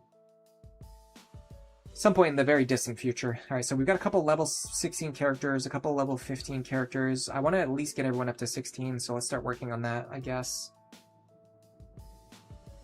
And then because we're doing that anyway, we might as well keep training the level 16 characters. You have to drive in the coast a lot when you have commercial fishing openings. It's only supposed to be a 4 to 5 hour drive, but there's pretty much always traffic. Commercial fishing, so you're like a commercial fisher person? You work on like a fishing boat or something? I don't think I've ever met someone who had that job. Even though it's like pretty common, I think. And maybe, I mean, definitely in like RPGs, there's usually like fishing boats in like every town. I don't know if it's that realistic in the real world. Are there actually like, is there actually just like fishing boats with like sailors? Like an entire crew full of sailors that just like go out and fish every day? I don't know. I don't know if that's a real thing in the real world or not. Seems like it probably would be, but at the same time, there's also like fish farms now. Like they just have like fish that they breed in captivity. It's weird that he's not attacking every turn. It's actually really interesting to me that he's not attacking every turn, because he has nothing else that he can do. He has no other action that he can perform.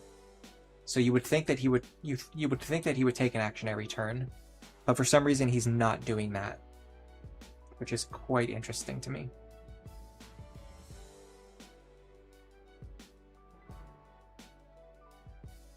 There must be something in the AI that like determines when a white mage chooses to either attack or do nothing, or heal. And on the turns when he's supposed to heal, if he can't do that, then he just does nothing instead. I'm guessing that's what's happening. Lost Feline. It depends on the demand for fish and where you are in the world. There's a lot of commercial fishing in Washington State. Oh, cool. I didn't know that. I learned something new today.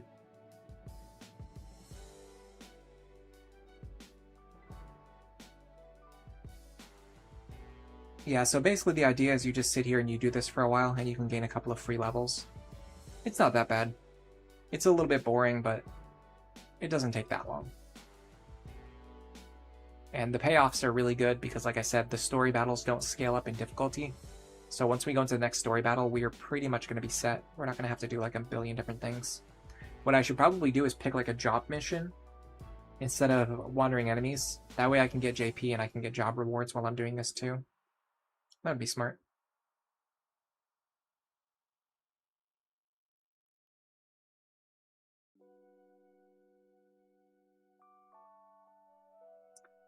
Sammy's getting close to level 16. I'll probably stop when we get everyone to level 16 though. This is a little bit on the boring side.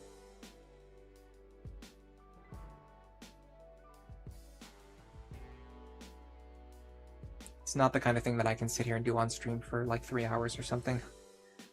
Okay, here's a good chance to check on rollover experience. So if rollover experience does not exist, which I'm pretty sure it doesn't, Marche is going to be at level 16 with 0 experience. If rollover does exist, we'll go to level 16 with 6 experience. And we'll do a cheeky little maiden's kiss for our level up. Okay, so we leveled up. Yeah, so we're 16 0 experience. So there is no rollover experience in this game, just as I suspected. Seneca's going to take 6 more actions to level up. So we're kind of here for a while.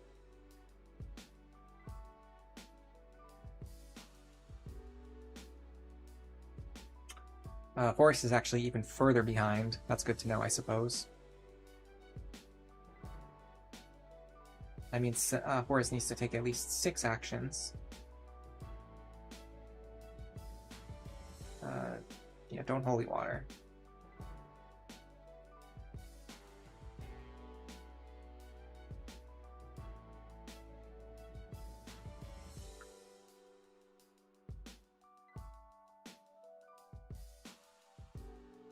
I need to make sure.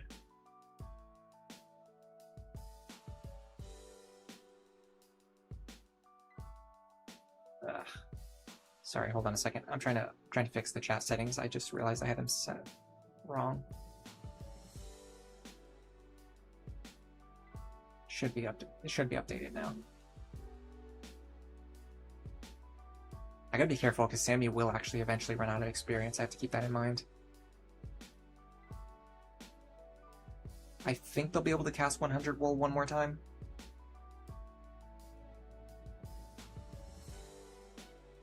Am I losing JP? I thought I had like 6.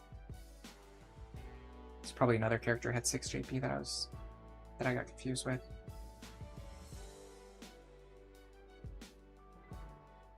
We can actually haste the characters that we want to take turns faster.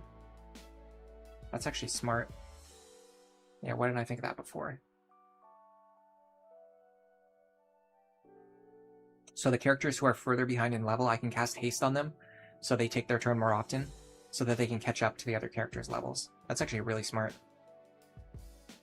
That actually applies to Horace too. He can even haste himself, catch up a little bit sooner. Very clever. I don't know how much it actually matters, but probably has some kind of effect over time, statistically speaking. Oh yeah, Seneca's already back around already. Actually, let me have Seneca cast haste on Sammy. That way Sammy can reach level 16 faster too. Very smart. Alright, so we have enough for one more 100% wool, and then after that we're going to have to start figuring out something else to do while we regain our MP. Wait, that is enough for the level though, so it's not a huge deal. So we need Horace and Seneca to level up, and then we'll be done.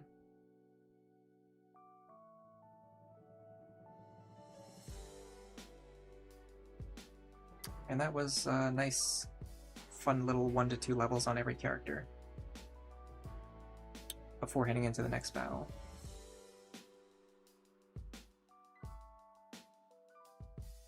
I say as I'm not even done with the grinding yet.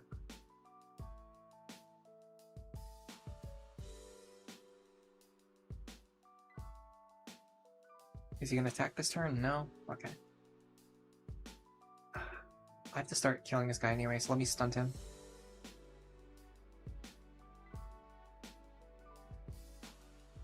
Problem is you don't get as much experience for doing that, which I probably should have considered. But Sammy can't do any. That's Sammy, right? Yeah, Sammy can't do anything else right now anyway because he has no MP.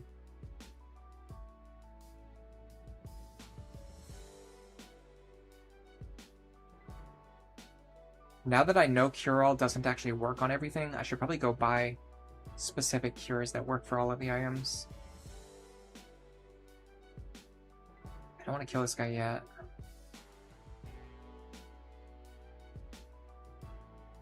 I can haste again. My next turn will come sooner.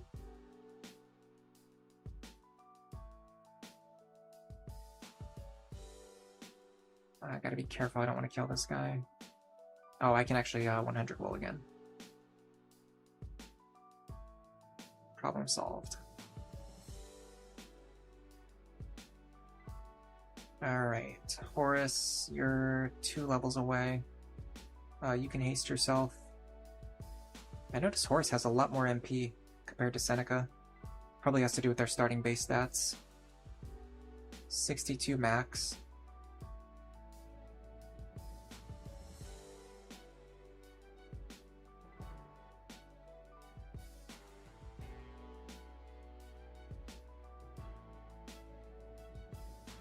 So 60, 62. No, they're actually pretty much the same. I don't know why I thought they were different.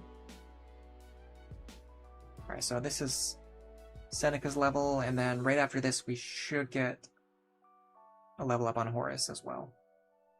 So 63 MP now.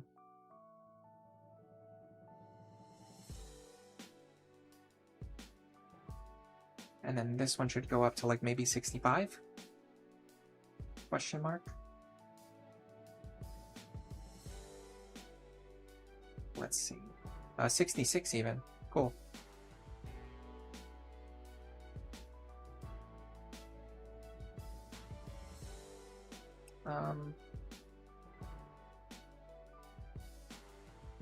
I'll actually just keep using items on my low-level characters, and then have my high-level or experienced characters attack.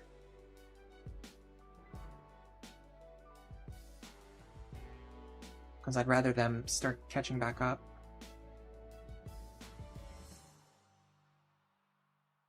So eventually, once you get enough MP, it kind of stops mattering, but we're not at that point yet. Alright. Start throwing firebombs until we get a kill. Close, but no. Horus. I'd rather have you cast haste on Sammy.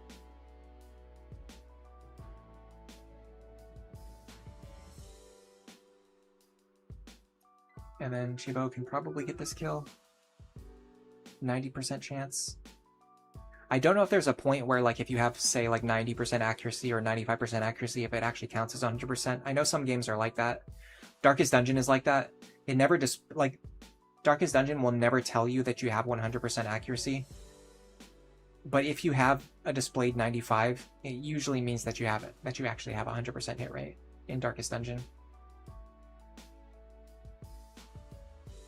Oh, come on, really? I'm actually not ready for this right now. I just wanted to go to the town. That's okay, I can run away really fast. What level are the wandering enemies now? So our party is now level 16, but we still have the low level Mont Blanc. And for that reason, the wandering enemies are still only level 13. The reason this is happening is because Mont Blanc is dragging down the average level of our party. It's an interesting way to keep the random encounters from scaling up and being too difficult. Although really the random encounters usually aren't that difficult anyway, but if you optimize poorly, you can kind of put yourself into bad situations. Anyway, let me go refill my water really quick, and I'm actually gonna get a banana. Here's some healthy snacks I would recommend to everyone else. In the meantime, water, fruit, carrots, other vegetables. Peanuts are really good, or other kind of nuts, like nuts, cashews. All kind of nuts are good. Anyway, I'll be back in just like 2 minutes or something.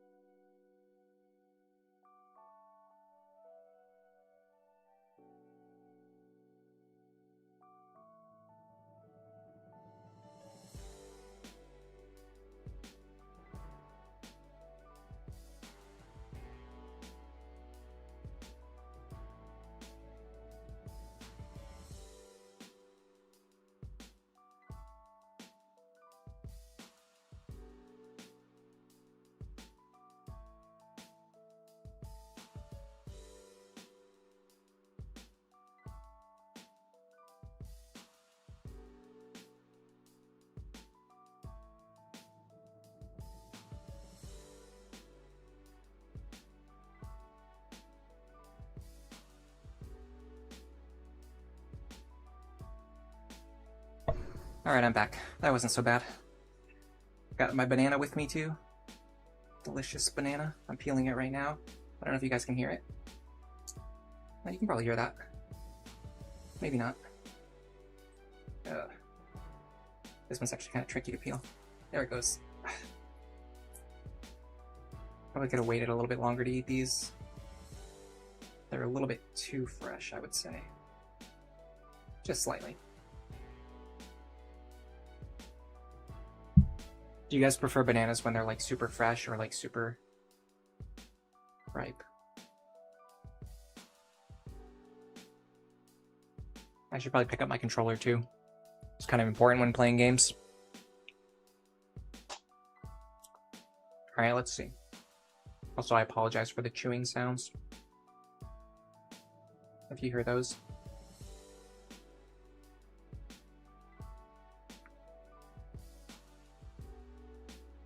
Alright, so we definitely just mastered some new abilities.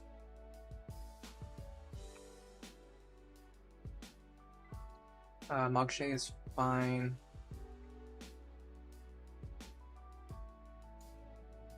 Sammy's fine. Seneca might have all of their time mage abilities mastered. Let's look into that.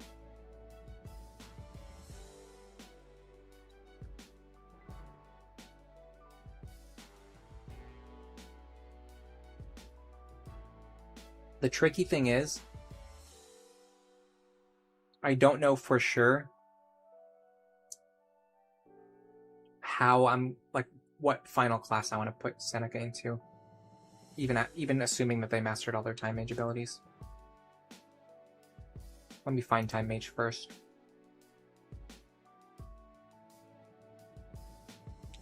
Archer, hunter, warrior, dragoon, defender, gladiator, white monk, bishop, Templar, time mage. Here we go.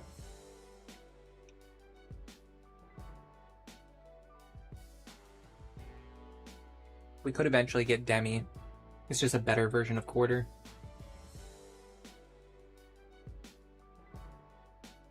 Haste. Quicken is interesting. It's sort of like a Dancer in Fire Emblem. You can advance your ally's action immediately. That's kind of cool.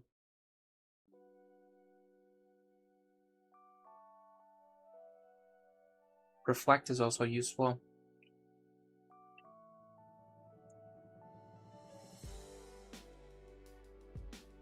Stop is also good. So yeah, there's actually a lot of good time mage abilities. Let's just stay in time mage for now.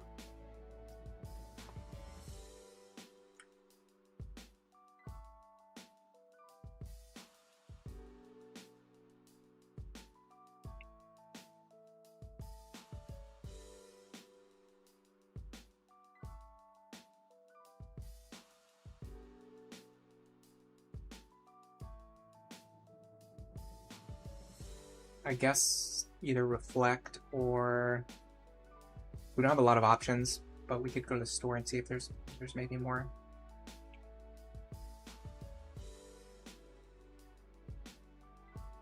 Yeah, our only option right now really is reflect. We have to either find or buy the other ones. And that was the Thunder Rod. What I really want is a Thor Rod or a Chill Rod. Those might be items that you need to steal.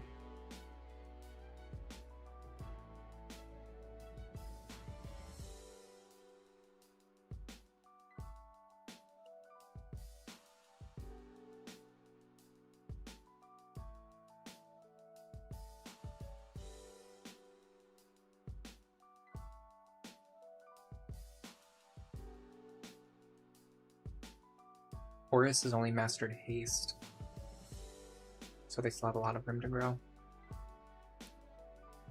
We can honestly just give them slow, probably.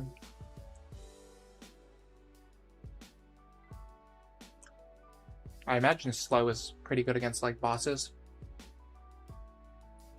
if there's just one super powerful enemy.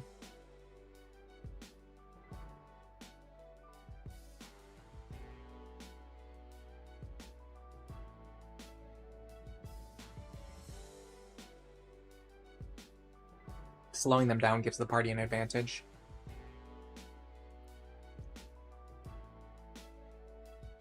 Alright, I'm done with the banana.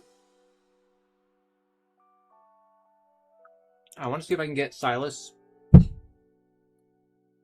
to perform a job really quick.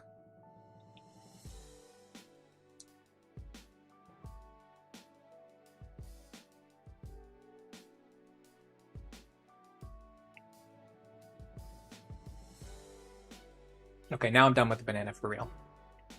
I want to see if I can get Silas to do a job really quick, because if he does, and he masters that ability, we can have him start learning a new ability.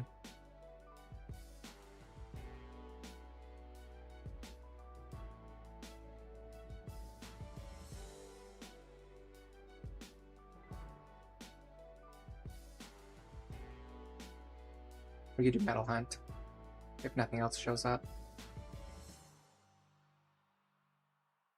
Yeah, it's gonna have to be Metal Hunt. Okay.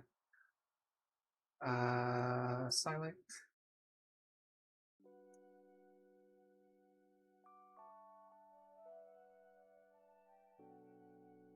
I found a turtle burial ground at a mountain shrine. I keep going back in hopes that I might find some adamantite. From Catus the Traveler. It's just a 15-day quest. So we'll just go walk around the map for 15 days, and then we'll get our credit.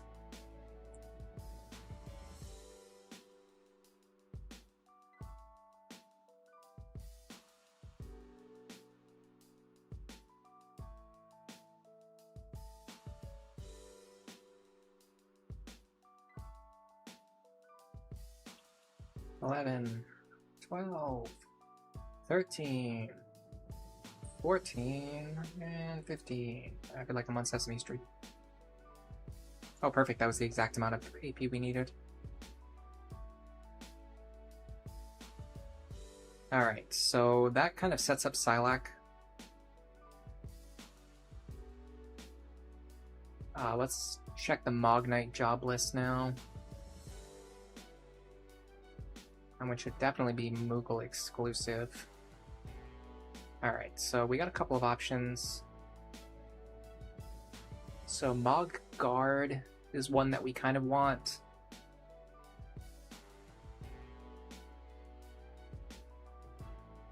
Mog Shield.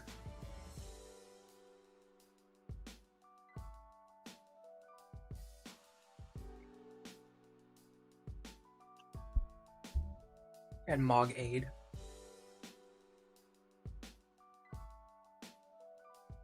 Our options are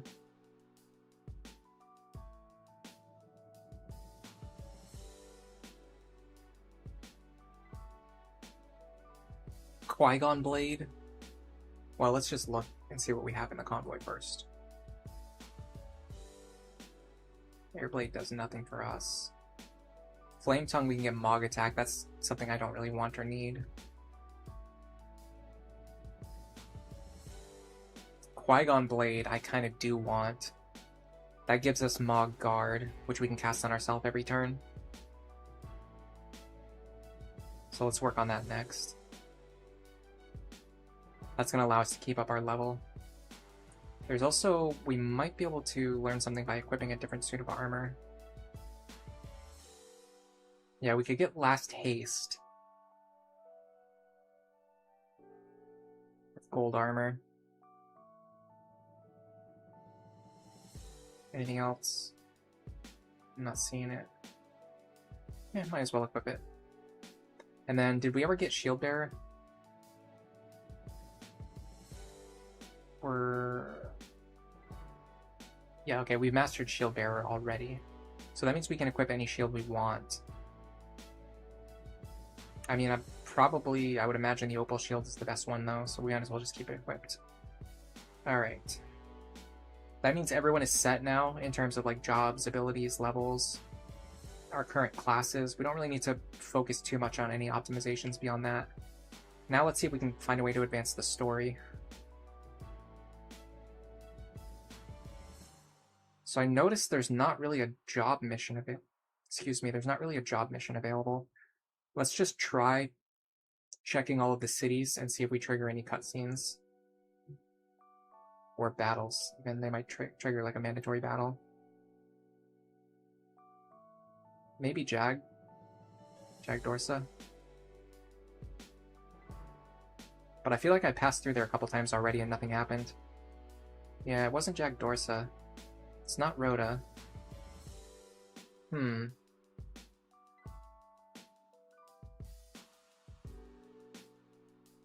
Is it the bounty?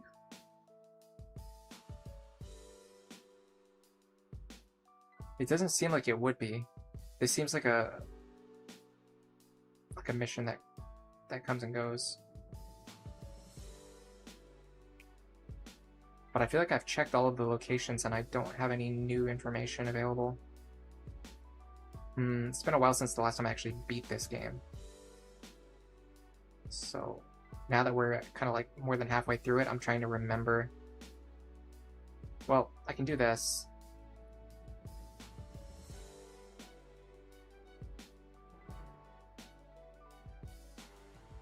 I can always just check a guide.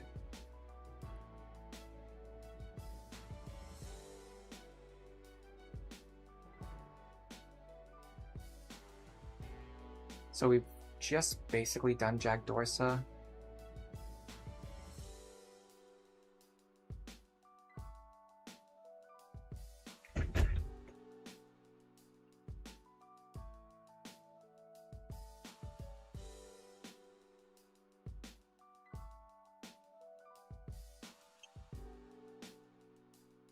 Alright. So we can just find like what comes after Jag Dorsa and then try to do that. Diamond Rain we already did. Hot Awakening we already did. Pale Company I think we already did. Yeah, we did Pale Company. Here we go, Jagged Hunt. Okay. Jag Dorsa. We did that already. Oh, let's find out how the death mechanic works.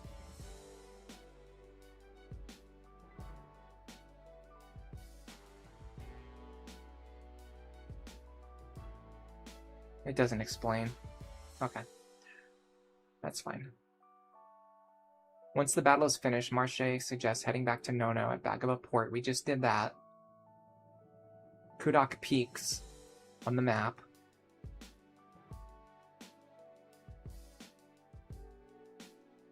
We talked to Nono. Okay, so the next mission actually is the bounty. So even though the bounty looks like a repeatable mission, it's actually the next story mission. That's what was throwing me off. Looking for information about that bounty the palace is offering. Give us a shout if you see us. We're around. From Clan Ox. So that makes sense because the palace specifically put a bounty on our characters. So this means Clan Ox is going to be hunting us down.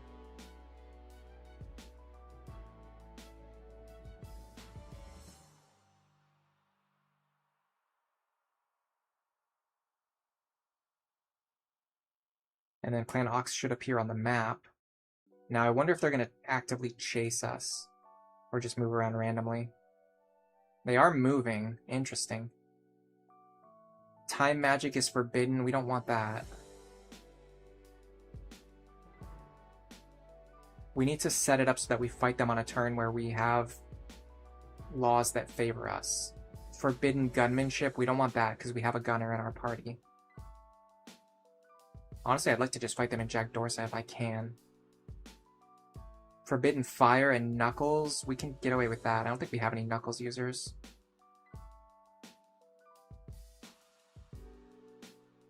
Yeah, we don't have any Knuckles users, so we just have to make sure not to use Fire. We can get away with this. This should be doable. This presumes they even move towards us this turn, which they don't, because of course they wouldn't. Forbidden Sharpshooting. Problem is I actually have a Sharpshooter right now. No, gunmanship's not the same as sharpshooting. Sharpshooting is a sniper ability. So this... Oh, come on, man. Stand still. Forbidden control, forbidden ice. Okay, we can make this work. We don't have any controllers. We can just not use ice.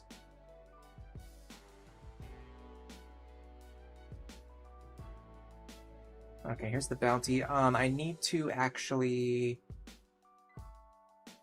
change my abilities. Stunt and call on you is fine.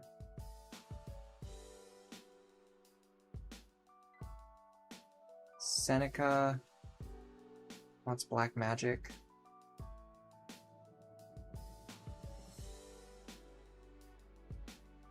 Chipo wants call.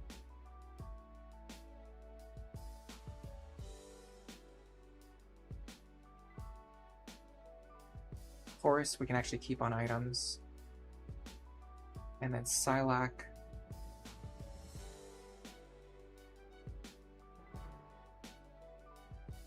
We'll put them on call as well. Actually, maybe items.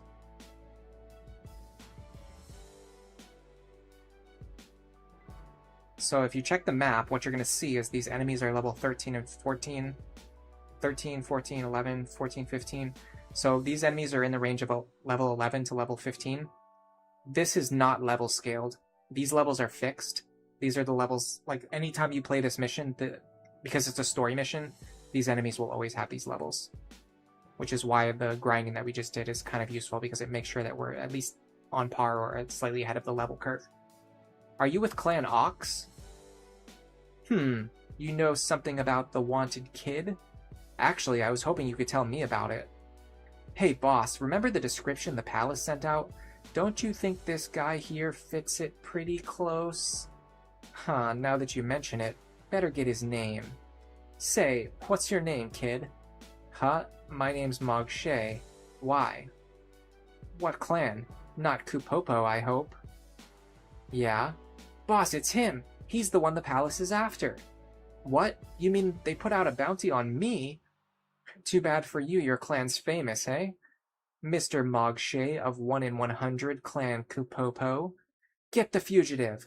The bounty's as good as in our pockets. That's what you think. What you don't realize is that I just spent 40 minutes grinding my characters.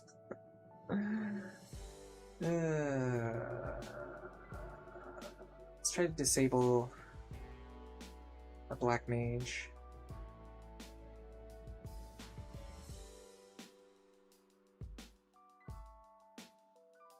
And what is this guy? Is he a Beastmaster or a Morpher? If he's a Morpher, it makes sense. If he's a Beastmaster, it makes no sense. Okay, he's a Sage.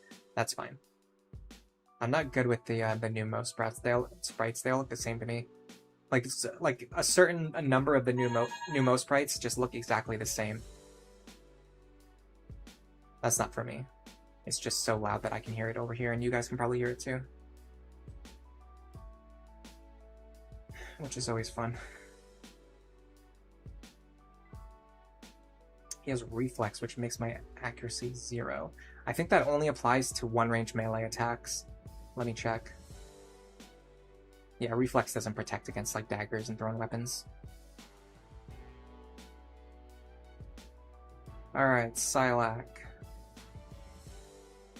Can you take him out with a Moglance? You can, and your accuracy is pretty decent. But he missed anyway. Which is fine. Alright, so let me check the laws really quick.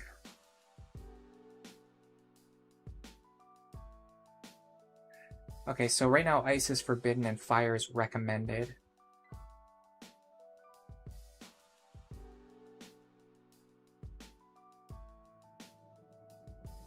Unfortunately, he has a shield that absorbs fire damage, so it won't work against him. I might be able to just kill him with Thundara. I cannot. Alright, if that's the case, I'm just going to cast Haste.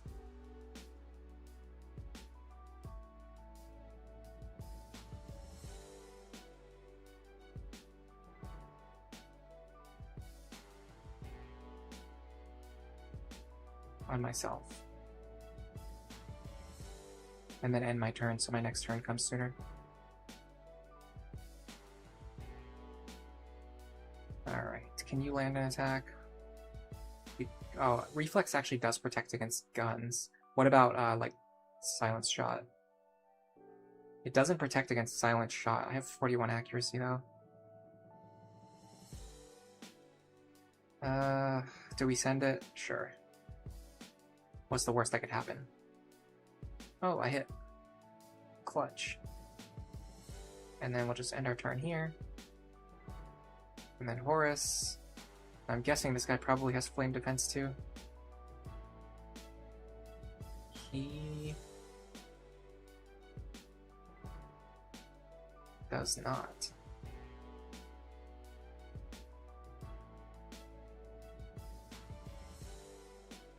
Oh, but I don't have the right magic for him. Okay, in that case, let me just piece myself.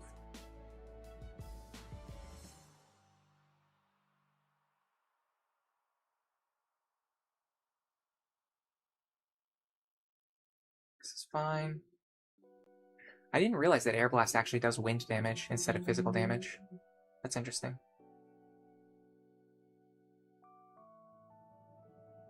That actually has some applications because there are enemies, especially early on, that are weak against wind damage, and you don't really have access to arrow, like, this early in the game. Or maybe, you probably do by this point, but like earlier in the game you wouldn't have access to arrow, but you would have access to like wind damage, physical attacks, like, I guess, what was the skill he just used again?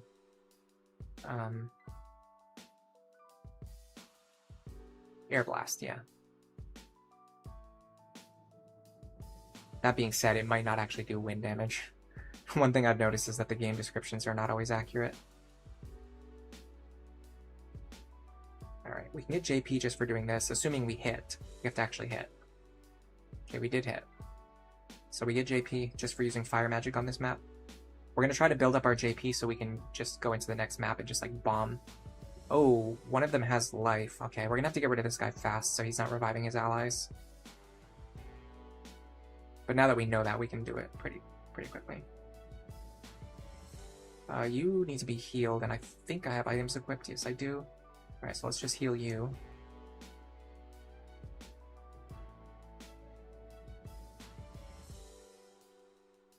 He revived him at the perfect time, too, for his next turn to come around. He's got bio. Interesting. And we were poisoned. You can probably kill this guy. No, he has Strike Back, which I believe is the same thing as Hamedo from FFT, the original FFT. But you can get around that by just yeah, using this attack from 2 range.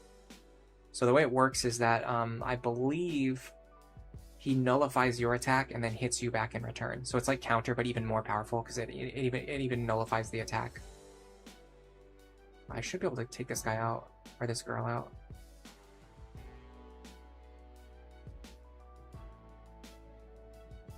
Alright, we're getting somewhere.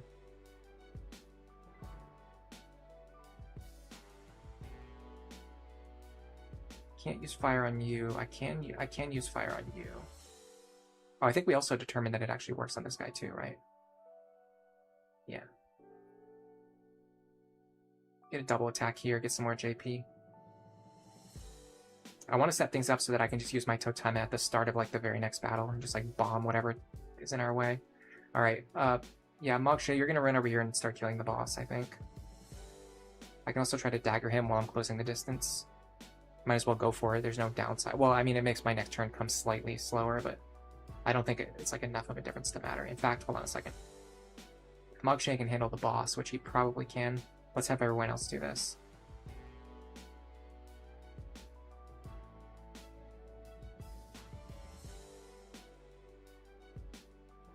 And then any turn when Silac doesn't have anything to do, he can just cast Mog Guard on himself to gain 10 experience, which is nice.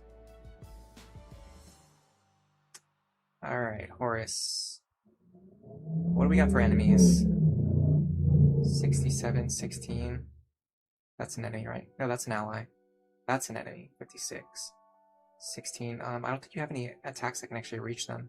No, you don't. Okay, in that case, I'm just going to have you use an antidote on yourself. Get some experience. And get rid of the poison. Alright, here comes Kamal. He's disabled. He can't do anything. Here comes Aiden. Don't know what he's going to do. He is going to cast Reflect on his ally. I don't care about that, really. My party is mostly physical. In fact, I really only have one magical attacker right now.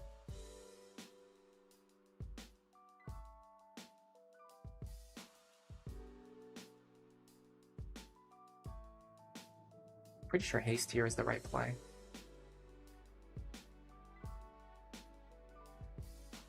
Alright, Seneca. Now Seneca might be able to take out or at least injure this guy. 41 damage, sure. Better than nothing.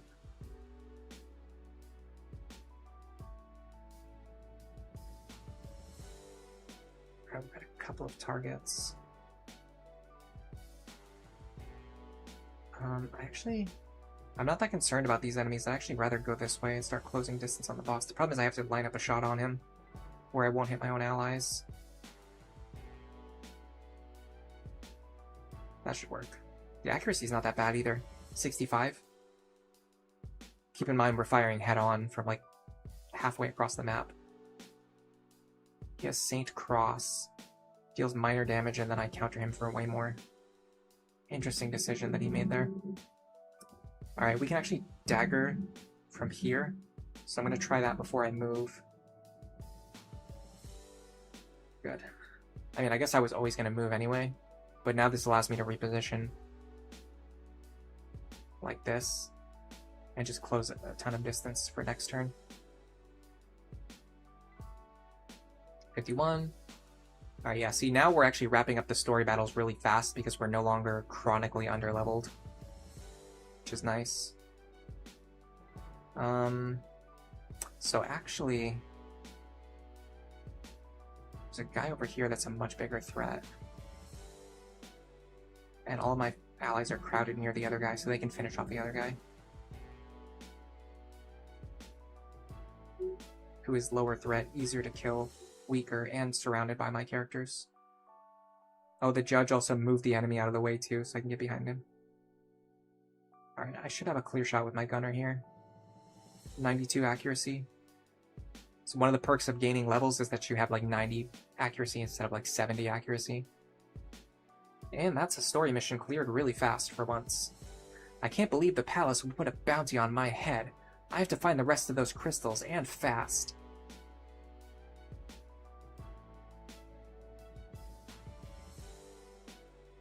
And we can actually go right into the next battle immediately. Jura Sands. Ooh, big treasure hunt. I guess we can treasure hunt first, then we'll go into the next battle immediately. Cadouan, treasure hunt. What treasure could lie in wait here? A fortune ring. I don't need that. An ether, I don't need that. Actually, I don't know if you can buy ethers or not. Phoenix down, no. I can just buy those. Now I'm a little worried about wandering encounters. I mean, I just run away from them if I need to. An ice shield, okay, yeah, but we're really not getting good items from these treasure hunts. I probably should have used a guide for the treasure hunts and been smarter in general, but I was not, and I didn't. Cleared 61 missions. Alright, pub.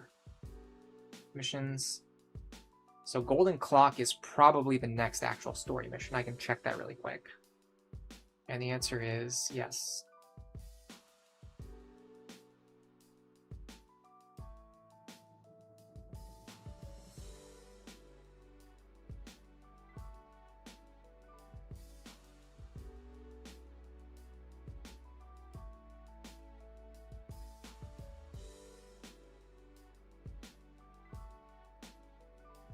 There's no boss battle either. So this is just like a standard mission. Someone has been selling phony copies of our golden sand clock, trademarked, in the Jura Sands area. Please investigate. From Belta Clockworks Company. Coliche Marde. I probably am pronouncing that horribly wrong. Coliche Marde. That's gotta be wrong. I don't know how to pronounce that.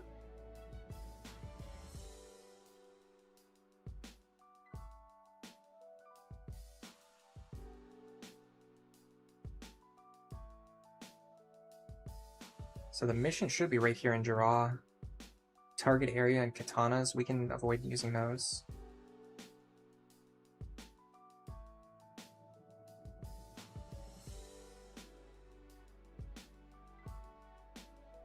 Mission, Golden Clock. Wait, I know you. You're Shara. Where's Ritz? Right behind you. Long time no see. You seem to be doing well. Hi, Ritz. You, know about the bounty on my head, right? Don't worry. I'm not in a clan for the money, and I certainly wouldn't turn in a friend for some gil. Us meeting was an accident. We're not after your bounty. We're here on some other business.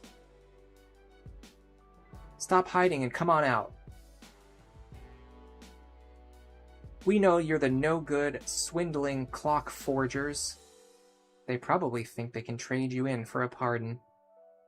Get that bounty. Deal with the others as you see fit. He says they're going to deal with us, Ritz. We'll see who's fit to deal with whom.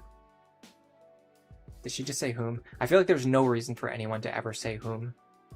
Like, it has no practical applications.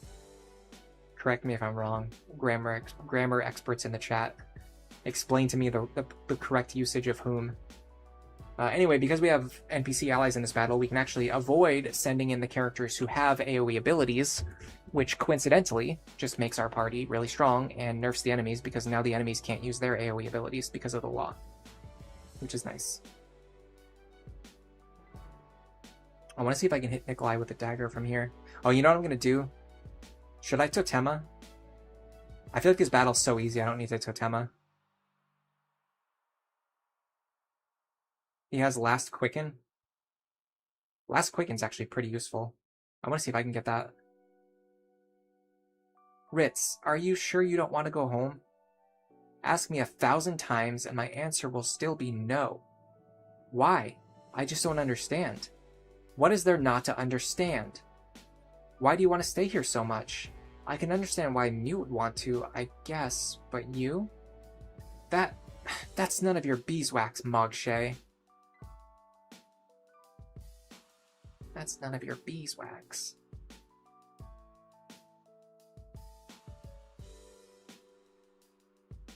Dude, I can't believe how overpowered Dagger is and how you can get it at the very start of the game.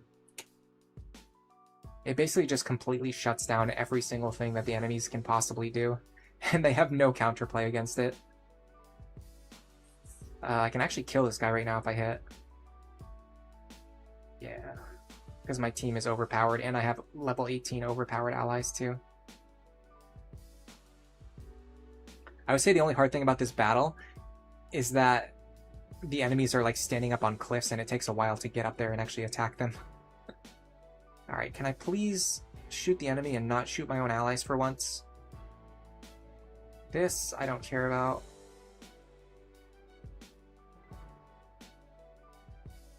Oops. I think she was asking if Mute was the one who created the pardon, and then Moogles says, yeah, I think so. He's not too happy about me being here. Well, if we know that our wimpy Mute is Prince here, then we can be sure who changed Ivalice. Mute doesn't like the other world, he's happy here, and I'm his enemy since I want to go back home. So you know this is Mute's dream world, and you still want to destroy it. I'd have thought this world was better for you too. Better for me, how?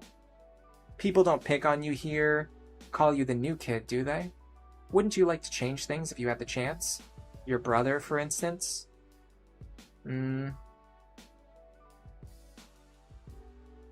That's a good question.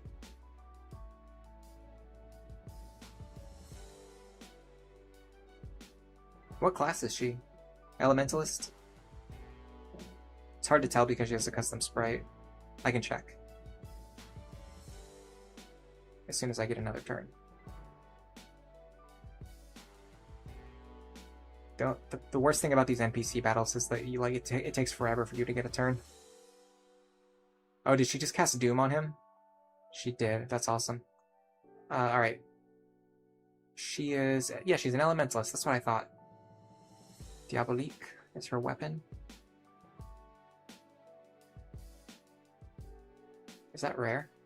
I wonder if you can steal from allies. Probably not. I would imagine the game doesn't let you. In fact, I know it doesn't let you steal from other blue units. So I would assume it probably doesn't let you steal from allied units, like allied NPCs either, but I guess I can't say for sure. This guy has damage MP. I want to see if this rolls over.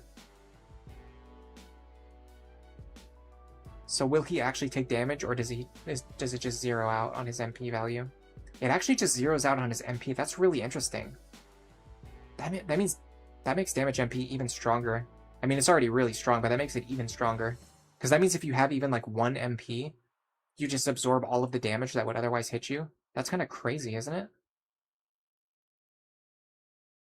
Like, by the time I can kill this guy, he should recover at least 1 MP.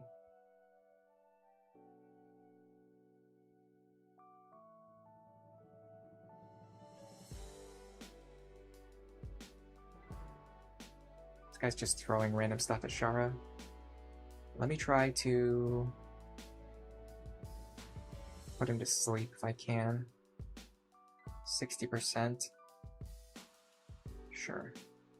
Actually, hold on a second. I might have a better target. You maybe?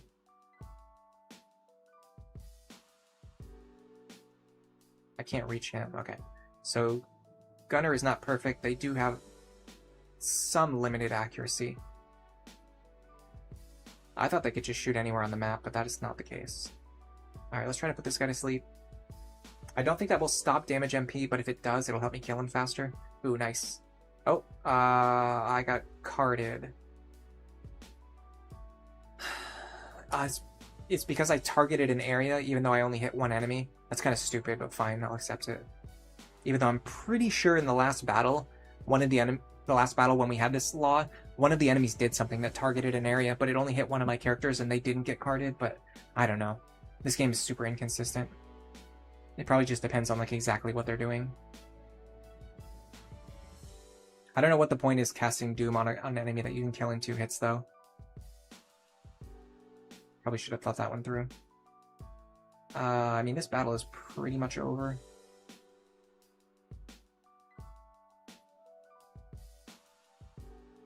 I want to get out of the way so Silac can hit this guy. So if I use Mog Rush here, because he's asleep, I'm guaranteed to hit, even though this is a low accuracy move. And then we deal double damage, which ends up being 104 HP, which is enough to one-shot him. I don't know what the negative effect of that yellow card is going to be. I guess I'll find out when the battle ends. Sometimes it's annoying. Sometimes you don't get any AP.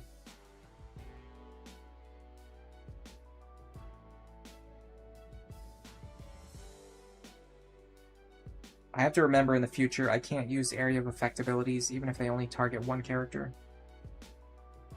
Yeah, if they just attacked this guy instead of casting Doom on him, he would have died 1 turn ago. Casting Doom actually caused him to survive for longer. Ritz, thank you. Don't thank me. I wasn't trying to help you. That's it. End scene. Status down, weapon attack down by 6. Is that permanent? His stats permanently went down? That is insane! I can't believe that's a thing. Is that real? I don't think I've ever seen that. Usually I just like avoid breaking the laws, or I just like reset if I accidentally break them.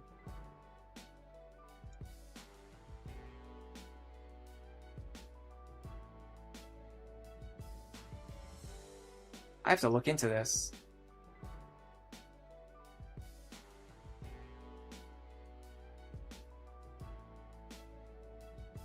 Punishments.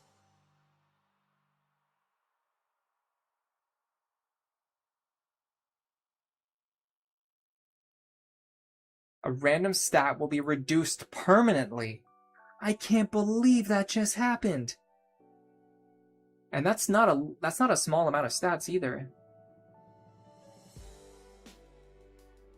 Yeah, that's like a full level worth of stats. He just lost a full level worth of attack power. Yeah, I mean, not a full level, but pretty close. That is wild. That basically just undoes like 20 minutes worth of grinding on that character. Plus, it makes him permanent. It means even if we max out his level, he's permanently weaker. He can never reach like the same capped stats that he could have done before we got that yellow card. We have to really be careful about these yellow cards. All right, back to the game. Well, I hope you two don't get in trouble for helping me. I wouldn't want bounties on your heads too. Well, if they come looking for us, we'll just have to turn you in. Yes, I think that's what we'd probably do. I guess I should be leaving. Good luck, Marche. I might just join sides with Mute, you know. Then we'd be enemies. Got it? You know, Ritz, I think Marche's worried about you. Why not help him? You're no friend of the palace either. Why the sudden concern, Shara? If what he says is true, his family is in the other world, and so is yours, Ritz. You don't want to see them, or your friends again. I do, but here I've got something that I don't want to lose. It's my hair. This normal, non-white hair. Hair? Non-white? What do you mean? In the other world, in reality, my hair is pure white. I was born that way. I have to dye it every morning. Before I learned how, my mom would do it for me. And that, I couldn't stand it. She was always so sad. She looked like she would cry every time she took out the hair dye. Ritz. I'd rather be called Whitey Locks than see her face. What did she have to cry about? Her hair was normal. I was the one that should have been crying, not her. I can find family and friends here, but I'd never be able to change things in that world. I'm sure that's how Mute feels too. Why can't you find him? Why? Well, he's probably trying very hard not to be found. Me walking around the map in circles for 500 turns. I don't care, Papa. Get him now. You're the strongest judge in Ivalice. I'm doing all I can. We're going to do a search of every town next. Hurry, or the world will break, and then I... Your Highness, please calm down. Master Sid will surely find him. Mama, where's Mama? I shall summon her for you, just a moment. Mama, where are you? Marche's being mean to me, Mama. Make him stop. Help. Alright, golden clock cleared. Honestly, I would have rather lost AP there, or like gold or anything else, rather than permanently losing stats. I can't believe we let that happen. Alright, next up is Muscadet, and we've got a nice little treasure hunt.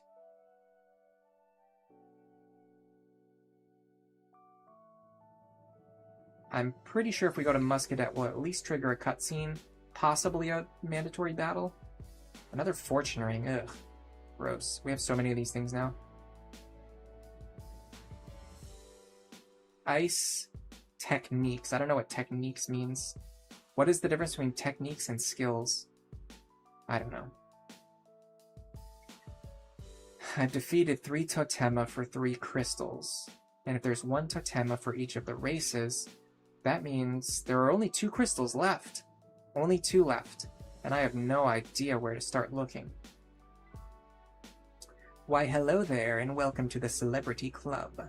Azel. Quite the fuss they're making over you, no? I hear you've got a bounty on your head, my friend. Because I'm on Prince Mute's blacklist. Huh, that's odd. You seem harmless enough. How about you, Ezel? How are things? I'm enjoying the recent lapse in my popularity. All the judges and bounty hunters are after you now.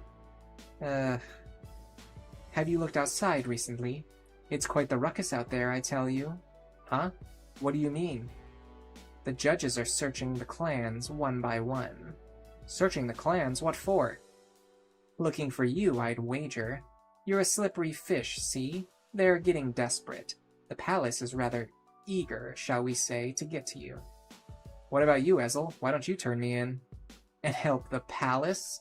Not a chance. Any enemy of the judges is a friend of mine. Nice to know there's still somebody on my side. Just don't let them catch you, okay? You watch yourself.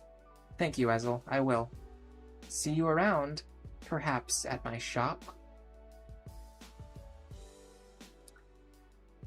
I noticed Marche looks really depressed in like all of the recent scenes. He's like always putting his head down and slumping his shoulders. By the way, I want to say something. I feel like the story starts to get a lot more interesting and a lot more engaging, and there's like more depth and more character interactions around this point. The only problem is it takes like 20 to 30 hours to get this far into the story before it actually starts like getting good, which is nuts. Like, they should have just made this story like good from the beginning and not have it take like 30 hours to get to the good part. I don't think, excuse me, I don't think these are story missions. I think the next one was, I got really bad hiccups now. I think the next one was called something else. Maybe they're in one of the other towns. Oh, you know what? Based on that cutscene, I wouldn't be surprised if the next... Oh no, okay, we just had to walk back into town to trigger the battle. What have I done, Kupo? Don't play innocent with me, Moogle. But isn't the one with the bounty on his head a human? I'm a Moogle. You said it yourself, Kupo. We have a witness that saw the human with a Moogle. Kupo, that's no reason to send me to prison. It's enough reason for me. Now come along quietly. That's horrible. The judge isn't even listening. He's no better than a schoolyard bully. I guess they're beyond worrying about appearances. That's it. I'm not standing for this anymore. Marche! Here I am. It's me, Marche. I'm the one Prince Mute is looking for. Heh. Is it really you? You're turning yourself in? Yes. And I want you to release all the innocents. Not going to happen. Not until we know you're really him.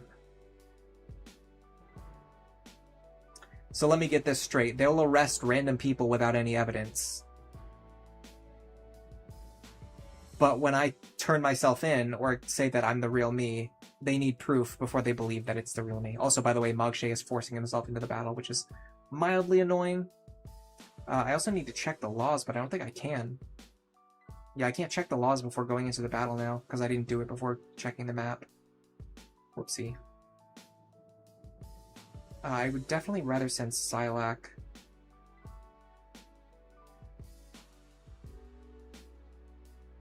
This is going to be tricky, because I have to win this battle without knowing what the laws are going to be, and it's been a while since the last time we saved.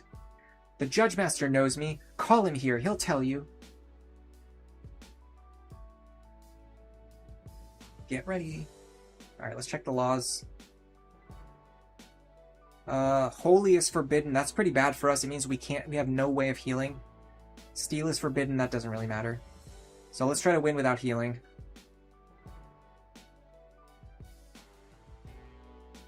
Yeah, the enemies have a lot of HP too.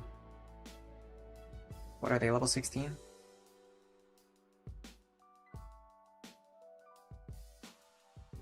Yeah, so we're no longer ahead of the level curve. Now we're tied with the enemies, and we can't heal. That's gonna be fun. Let's Totema now. This will make the battle a lot easier. See, this is why we had to save this. Save it for a difficult battle. So Famfrit will badly injure everything on the map. I don't think he'll kill anything. And his damage is not impressive as it used to be either. It was a lot more impressive earlier. I guess it doesn't scale that well with level. It's still helpful though. We chipped every enemy on the map. We could actually probably... It wouldn't surprise me if we have another Famfrit available already.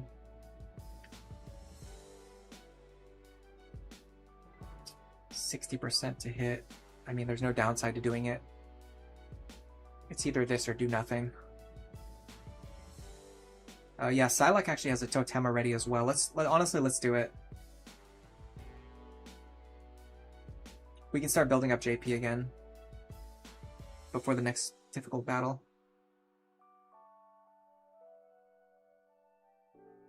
Yeah, it definitely scales based on something. I don't know what, but it's not doing as much damage as it used to. I don't know if gaining more levels will cause us to start dealing more damage again, or if it's just kind of like always going to do around like 50 damage, and that stops being impressive when the enemies have 150 HP.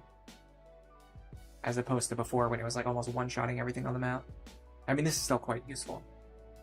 End of the day. Also, since Holy is banned, they can't heal themselves either. So we're basically going into the battle with every enemy on low health. So this should give him a yellow card because he just healed himself. Nope, it doesn't count. It doesn't count. So potions count as holy, but that guy healing himself doesn't count as holy. Got it. Then again, I mean, they literally have the judge on their side, so we could probably take that into consideration. I guess Mont Blanc can just cast fire. I don't know. He can't do anything anyway. I'm just gonna have him end his turn. I didn't realize Mont Blanc was a mandatory deployment. I guess I forgot.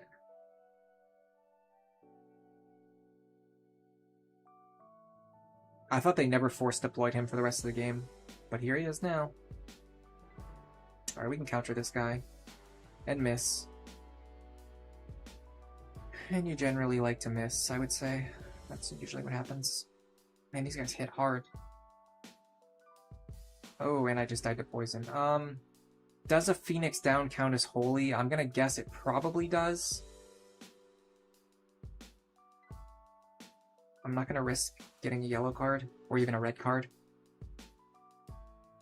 Oh my god, I missed again! Come on, man! Just land one attack. I don't think I've landed a single attack this battle other than my favorite attacks, which I have 100% accuracy. This sucks too, because I was gonna use this attack to kill the other guy. But now I have to use it to kill this guy. Alright, Psylocke. Level 17, that's a good start. Okay, Shibo. You should be able to take out this guy. Actually, can you hit the judge? No, okay. So at the very least, I don't have to worry about the judge blocking my shots. Alright, if I can counter this guy, I can kill him. Missed again. He wants to run into the corner and shoot me with ice damage. Sure. Wagner. He wants to run into the corner and keep healing himself, which he's allowed to do. We're not allowed to do it. His healing doesn't count as holy, but using a potion counts as holy magic. For reasons unknown. I'm gonna combo here. Actually, I don't need to combo, I can just kill him. The only problem is the accuracy is a little bit worse. Well, I mean, technically it's infinitely worse.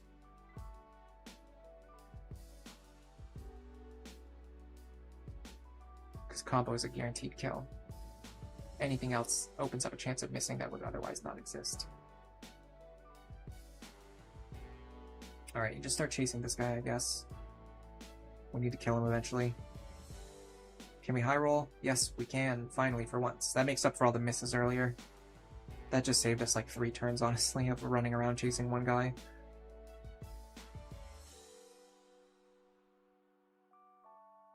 Should be able to hit this guy. Okay, so I think the thing with gunners is we need to get to the high ground. If you're trying to shoot uphill, your shots get blocked by the elevation.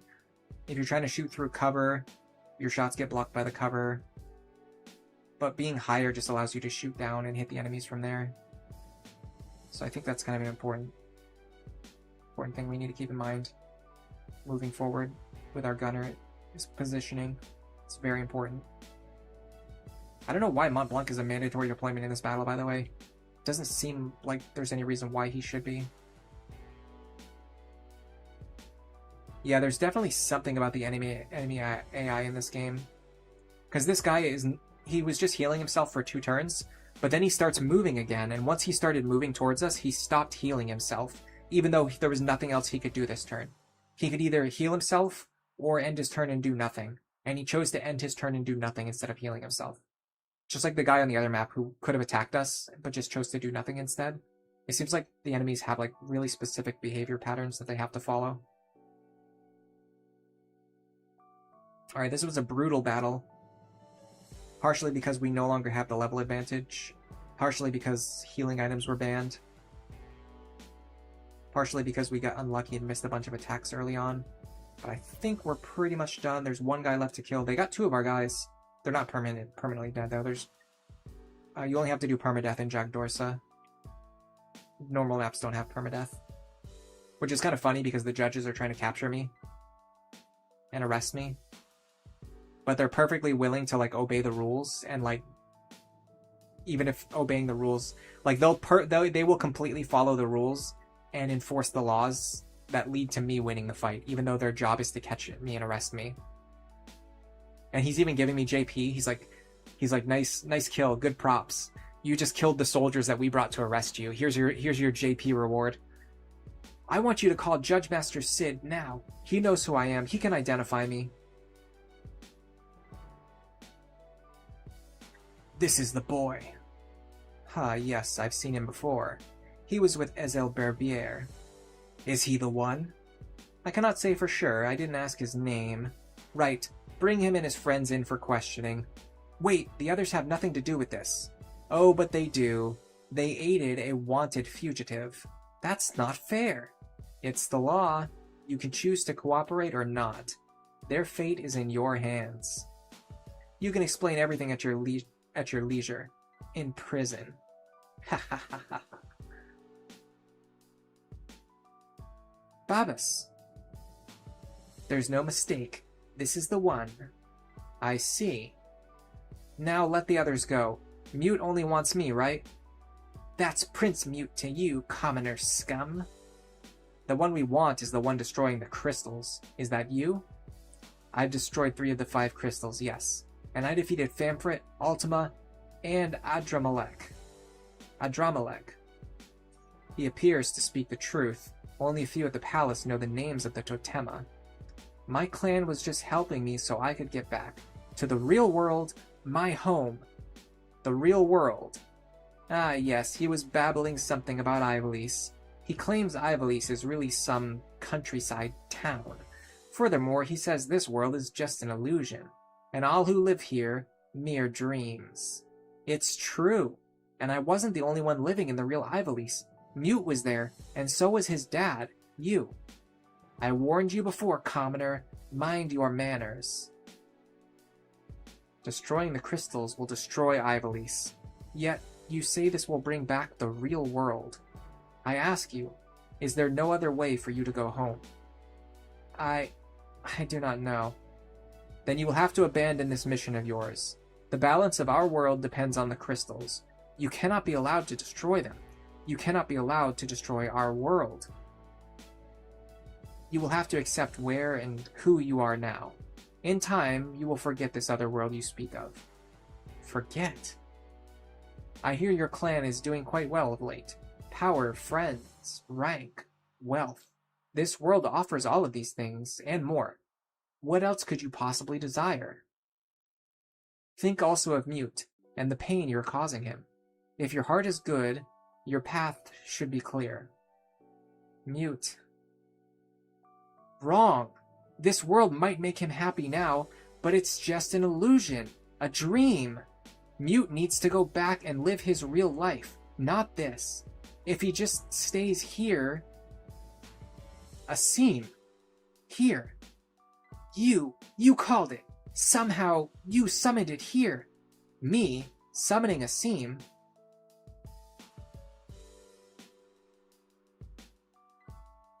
The Totema is weak. All its power goes to the crystal. A weakened Totema cannot defend its crystal. They look like trees. They're the Totema? This reminds me of Ultima. I bet if I just crush all of these fruits, destroy the fruits to destroy the crystal, is that it? You're alone now. None of your friends can help you. You would fight even with the odds stacked against you. Are you so sure of your abilities? Not at all. I'm always nervous, but I can't afford to let that stop me. I love this world. There's magic, and the clan is fun. Sometimes I'm not sure I really want to go home. But I am sure this place isn't real. It's a game. It's just a dream, an escape from the real world. But you can't just avoid problems forever. I have to go back. I have to destroy these crystals. And I suppose you think we are just going to stand here. Engage with Exodus. Get ready. Judge Master. No, Sid. You're Mute's dad. Don't you remember the real world? We met you that day in town. You were apologizing, and I think it made Mute sad to see you. How can I remember a place where I have never been? I am Judge Master Sid, the most powerful judge in... How could you forget? Did Mute do this? Or is this your dream too? Oh boy. Okay, Sid won't attack me, I don't think. I think he's just a regular judge. The Exodus fruits, I can probably one-shot. And Babas is kind of scary. I don't know what I'm going to do about him. What about the laws? Oh my god, healing is still against... I need to fix this.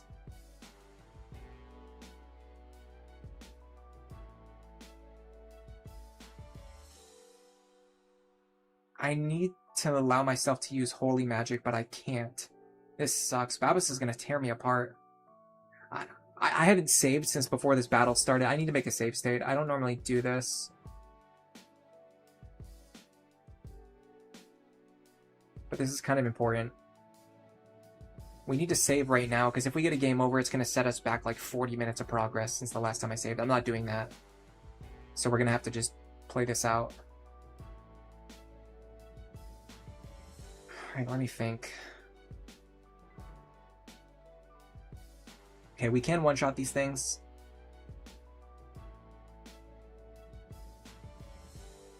We can also level up from attacking them, which is good. Mute's trying to pretend nothing bad ever happens. Here, his mom isn't dead. Here, he isn't picked on. All the more reason to protect this world from you. It's escapism. Can't you see it's not healthy? Wrong. The prince himself has said, if the world is to go back, he should be the one to do it. These are not the words of a dreamer. No, he looks reality in the face, and it pains him terribly. Mute said that. You think only of yourself. You selfish child. All you want to do is go home. That's not true. That's not why.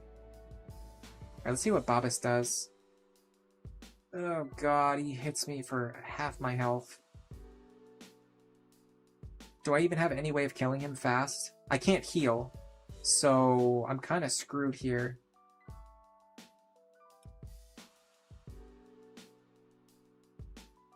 I almost have a feeling we're soft-locked in an unwinnable battle right now. Because our Marche is not strong enough, and Babas is way too strong. He just kills me with one hit. Are you kidding? I mean, we have to... What are we supposed to do about this? And we can't heal either. Because we randomly got a law that makes it so we're not allowed to heal. Okay, how would we win this battle? I'm pretty sure you run up here, you dagger against Babas, and you have to disable him. Which we did not do. I have to skip through all this dialogue that we just read. Dude, this sucks.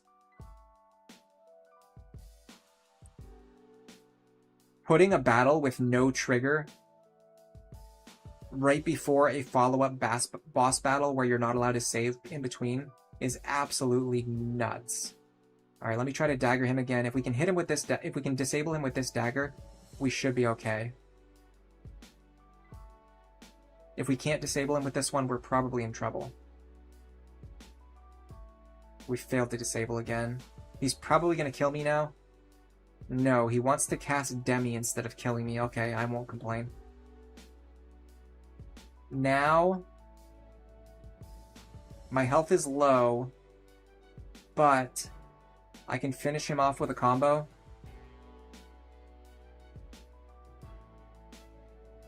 Okay, so now without Babas attacking me, I should be fine. I can just go around and kill the rest of the crystals. My only concern now is that if Babas gets back up from like a cutscene trigger, like if he stands back up to talk to me, and my health is very low, he might stand up and kill me. Hopefully that doesn't happen. I don't really have any way to play around that. Oh, interesting. That one took way less damage.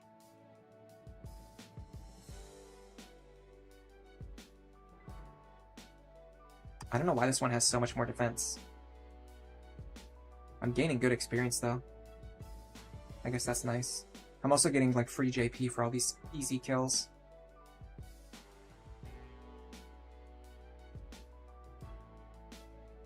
Maybe some of them are weak against magic, some of them are weak against physical, even though they all look the same. That would be my guess as for why this is happening. Gained another level too. It's just tricky because we can't heal ourselves. Like, if Babas ever stands back up, we just instantly lose. That's kind of crappy. I can try to stand far away from him. I don't know what his reach is. It seems like he's not going to stand back up, though. He hasn't done it for a while. Let's go get this one.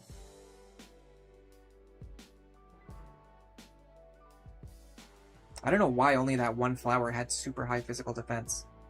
Alright, if Babas doesn't wake up right now, we can at least move away from him. So if he does wake up, we won't be anywhere near him, which will make this go a lot easier. Yeah, this one has high physical defense too, because I'm dealing 34 damage instead of 64 damage.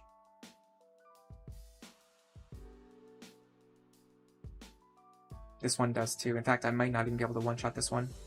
Yeah, I would have to high roll, which I did not do. Alright, let's firebomb this one. Nope, I did dagger instead for some reason. Alright. So our turn should come next. That gets us all the way back up to 9 JP. Man, I really should have planned better for this battle. Oh, we're destroyed! No! I tried to stop him, but I could not stop him!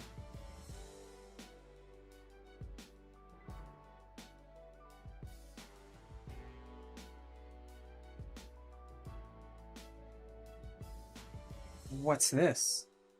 It's Master Sid and His Highness? Gosh, I'm really sorry. I'm really, really sorry. Please accept my apologies. When Mom died, he stopped caring. He made some mistakes. That person? You're saying that's who I really am?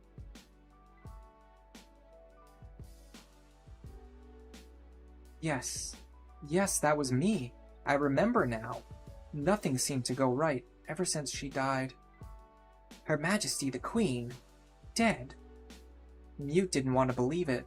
To think his own father, crying in the gutters.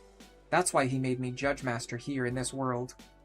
Or maybe it was I myself who did that. Master Sid. Babas, the judges are leaving. From now on, the palace and the judges are separate. What? You would leave the palace? Leave the prince? He should not see me here. His false father. I believe this is best for both Mute and myself. I will go to the palace at once and report my decision. Let the prisoners go free. The boy too. You're letting me go? Master Sid! It is not in my power at this time to judge the danger he does or does not present to Mute and this land. I do not doubt that Mute will continue his pursuit of you, but that is no longer the concern of the judges. We are from this day forth servants of the law only. Thank you, Sir Judge Master. No, it is for me to thank you. You've opened my eyes to the truth. Added the Viera battle command, Totema, which we can't use because we can't use Viera. Marche mastered Firebomb. Very cool. We need to get something that stops the holy law from being blocked. That way we don't get stuck in a situation like that again, where we're like basically soft-locked. For now, though, I think that's going to be it for me for today. 3-hour stream is nice, pretty typical length for me. And I do have plans later tonight, so I don't want to stream for super long. Let me just make sure. Let me just save the game really quick. Make sure I'm all saved. Everything is taken care of. And I will say thank you, Lost Feline Piesh, for coming to the stream today. Thanks for chatting. Io Camellia as well. Thank you for being here and for chatting. Asius, thank you for being here and thank you for chatting. And Sukasa Adventure, thank you for being here today and thank you for chatting. I hope you all have a wonderful day. And for now, enjoy the rest of your day.